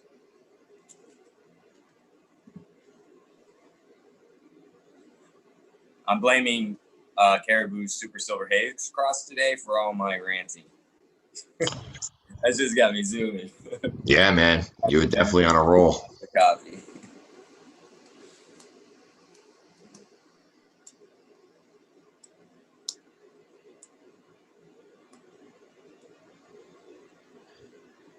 So what do you guys want to do? I gotta get get some shit done today. I don't know what you guys are doing. Well, I'm gonna be doing the same. I should get up and walk my dog, but I hate walking my dog. I might want to pee. I'm just Well, saying. it's not. I live in the city, and all right, I still live in fucking 2004. Like, I still live in 2004, 2005. I don't associate with people. Like, I don't approach people. I don't go up to people and be like, "Oh, hi, what are you doing?" Just because they're walking a dog. I don't do that. I Well, walk up to random apparently, people and ask them to hug me. really? Yeah, absolutely. That's how you got syphilis the first time. I'm just like, hey, how you doing? I'm like, can I have a hug? I did. Do it to people I don't even know. They just And look I at you guess funny. like But not everybody. I get it. Not everybody likes it. But I'm the same way, Prophet. I like hugging stuff. And I guess when all right, so wait, you have sleeves. You have sleeves. Do people Oh, all yeah. the time? I'll try to open the door for old lady and she grabs her purse and Really? like, No, And it's God. like, it just it becomes happens. Not everybody. It doesn't overwhelming. happen to It's like everybody, but it happens. There's stigmatizations to it, and that's I've gets- never had that issue. No, nobody's ever made, like, even though my ears are tattooed and anything like that, man, maybe it's just because of the way I approach people or the vibe I give off. Like, I just have never, nobody's ever looked at my tattoos. Maybe they've looked at me. They've looked at me and been like, I should be leery of this individual, but never my tattoos. Right. Like, But unfortunately, a majority of people do get stigmatized in places like that. That are heavily tattoos. It does happen. Not everybody does it to them, but when it does happen, it affects you negatively. You know what I mean? And so that's all we're saying. It doesn't happen to everybody, but it does. And just bringing no, it awareness. does. I'm just saying, like, I if it's happened, I didn't notice it, and if it did, I didn't give a fuck. Like, that's probably. It's 2021. Like, okay, we get it. Like, we get it. We look different. We get it. We look different. We're aware. We're aware. We're aware. Look at it, admire it, and then go about your day. That's fine. That's fine. Hey, isn't it? I get that. Isn't that like that one commercial? Where they're trying to teach him how to be adults, and they're like, "Yep, his hair is blue," and he's like, "Yep, we all see it. We all just leave it alone. Oh, yeah. You don't have to fucking comments on it. Just leave it alone. We see it. It's great. Let it go." The acknowledgments I've gotten from my tattoos were asked to be seen. Like, oh, that's cool. What's that? Can I see that? I never. Nobody's ever been like, oh my God, you're covered in tattoos. You've never had that happen, you lucky son of a bitch. You lucky son of a bitch. I hope because it happens to you. like I agree Nope. with Stoney too, but like, dude, I'll have the best vibe in the world, you know what I mean? Just some people look negatively at it. You can have the best fucking attitude in the world. Like I said, maybe it could have happened. I just don't. I don't even acknowledge it. That's what I'm trying to tell you, people. It could very well have happened. It just right by. See ya. Yeah, I look at them, I laugh, and I go on my way, because if they're that fucking pathetic, I don't need them in my life anyway. Absolutely. It gets annoying like when you're again. just trying to go about your day and you've got 6 people that will stop you. Like, that's what gets annoying. It's everywhere you go, no matter what, there's going to be 3 people that stop you in a 45-minute time frame to ask you something. That's what gets annoying. And it just, that it's going to happen. And then it always happens of, oh, who's your tattoo artist? Where'd you get that done at? How much was that? Did it hurt? Well, I mean, I don't mind, so much, like, if somebody comes up and wants to talk like a good tattoo conversation, if you want to talk about our artists and shit, yeah, let's talk. But yeah, like, yes, all right, some of them hurt. Some of them, yeah, it takes a long time. It's a lot of money. Yes, I like it. Yes, I have problems with it. I can answer all your questions before you ask them. But, yeah, let's talk about artists and shit. Fuck all that. Let's talk about the actual process. Right. I kind of get where you're going, but I don't mind when some people come up and ask, if they get it. It's the ones that it's when it's I'm like also a tattoo artist, guys, so that's part of my billboard. That's my advertisement. You know what I'm saying? I'm a tattoo artist. That people looking at my your right arm's way too bare. I'm fucking right-handed, dude. I did my own work. Hey, what happens when you fucking get arthritis in your right hand? You can't fucking do it no more. So you better learn how to use your left hand. Then you use your strong hand. Oh, my strong hand. That's my strong hand. It's my strong hand. I just love The this way he's chicken. doing it, like you're up there doing it anyway, so you're like prepping with your strong hand. I mean, I have done tattoos on my right side with my left hand, you know, but I can't do anything major. I can do some filling, but I wouldn't even trust myself trying to do line work. I can't even brush my hair fucking with my left hand or anything like that. Look at it. You know, I've been trying to do this in my left hand for like 3 months. But yeah, Bro, people my fucking, tattoos are a billboard. yeah, lip piercing, man. My lip piercing, so many people would just not leave me alone about it. Ugh, so annoying. And I'll tell you what, they fucking irritated the shit out of my gums. That's the So they went, frustration. yeah, exactly. I mean, It's I there. was, It's not going anywhere. It's mine. Leave it alone. It's mine. I paid for it. You don't have to wear it. You don't have to look at it. Just don't look at it. yep, yeah, exactly. And I mean, what does it really affect you? Who cares?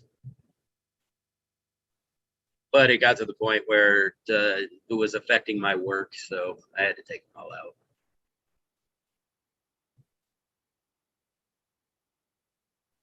Anyway, on that note, like I said before, I'm going to actually take off, get my day started. So it's been great hanging out with you. I hope we see you back sometime. Yeah, please do. As Come always, back. fucking, you guys rock. Chat, And thank you. We'll fucking see y'all later. Fluff. Peace, I gotta guys. call you. Lita. I gotta call you, Fluff. I gotta make some soil. I gotta call you. Hit it. Alita, we hope you come back, be a guest again.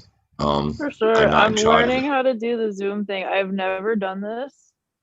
So this was like Maybe- weird, but yeah, Most of us definitely do hadn't this either again. until we started doing this. Maybe we'll actually get you out of the shadows too. That would be interesting after a while. Who knows? I love how We're dark gonna- it is. That place is Yeah, I just know so it's crazy, man. Yeah. But all right, DP, Alita, chat, love you guys. Today's Sunday, right? So Yes. Tuesday night, 9 p.m. Who the fuck? My time. I don't care what time it is for you. Do we have a guest? Do you know who it is, DP? Do you know? I mean, I have no idea. Caribou said it earlier. Honestly, what date is it? I don't know, dude. All right, tune in. We'll find out. Yeah. Somebody, I bet, you know what? One of our viewers are actually gonna post it probably in the live chat, and they know better than we do, which is hilarious. We got too much shit going on. All right, everybody have an awesome day. Logging out. Thank you so much for coming on. That was awesome. It was nice meeting you. I'm glad you found me. Yeah, for Bye. sure. Thanks for being Bye. there.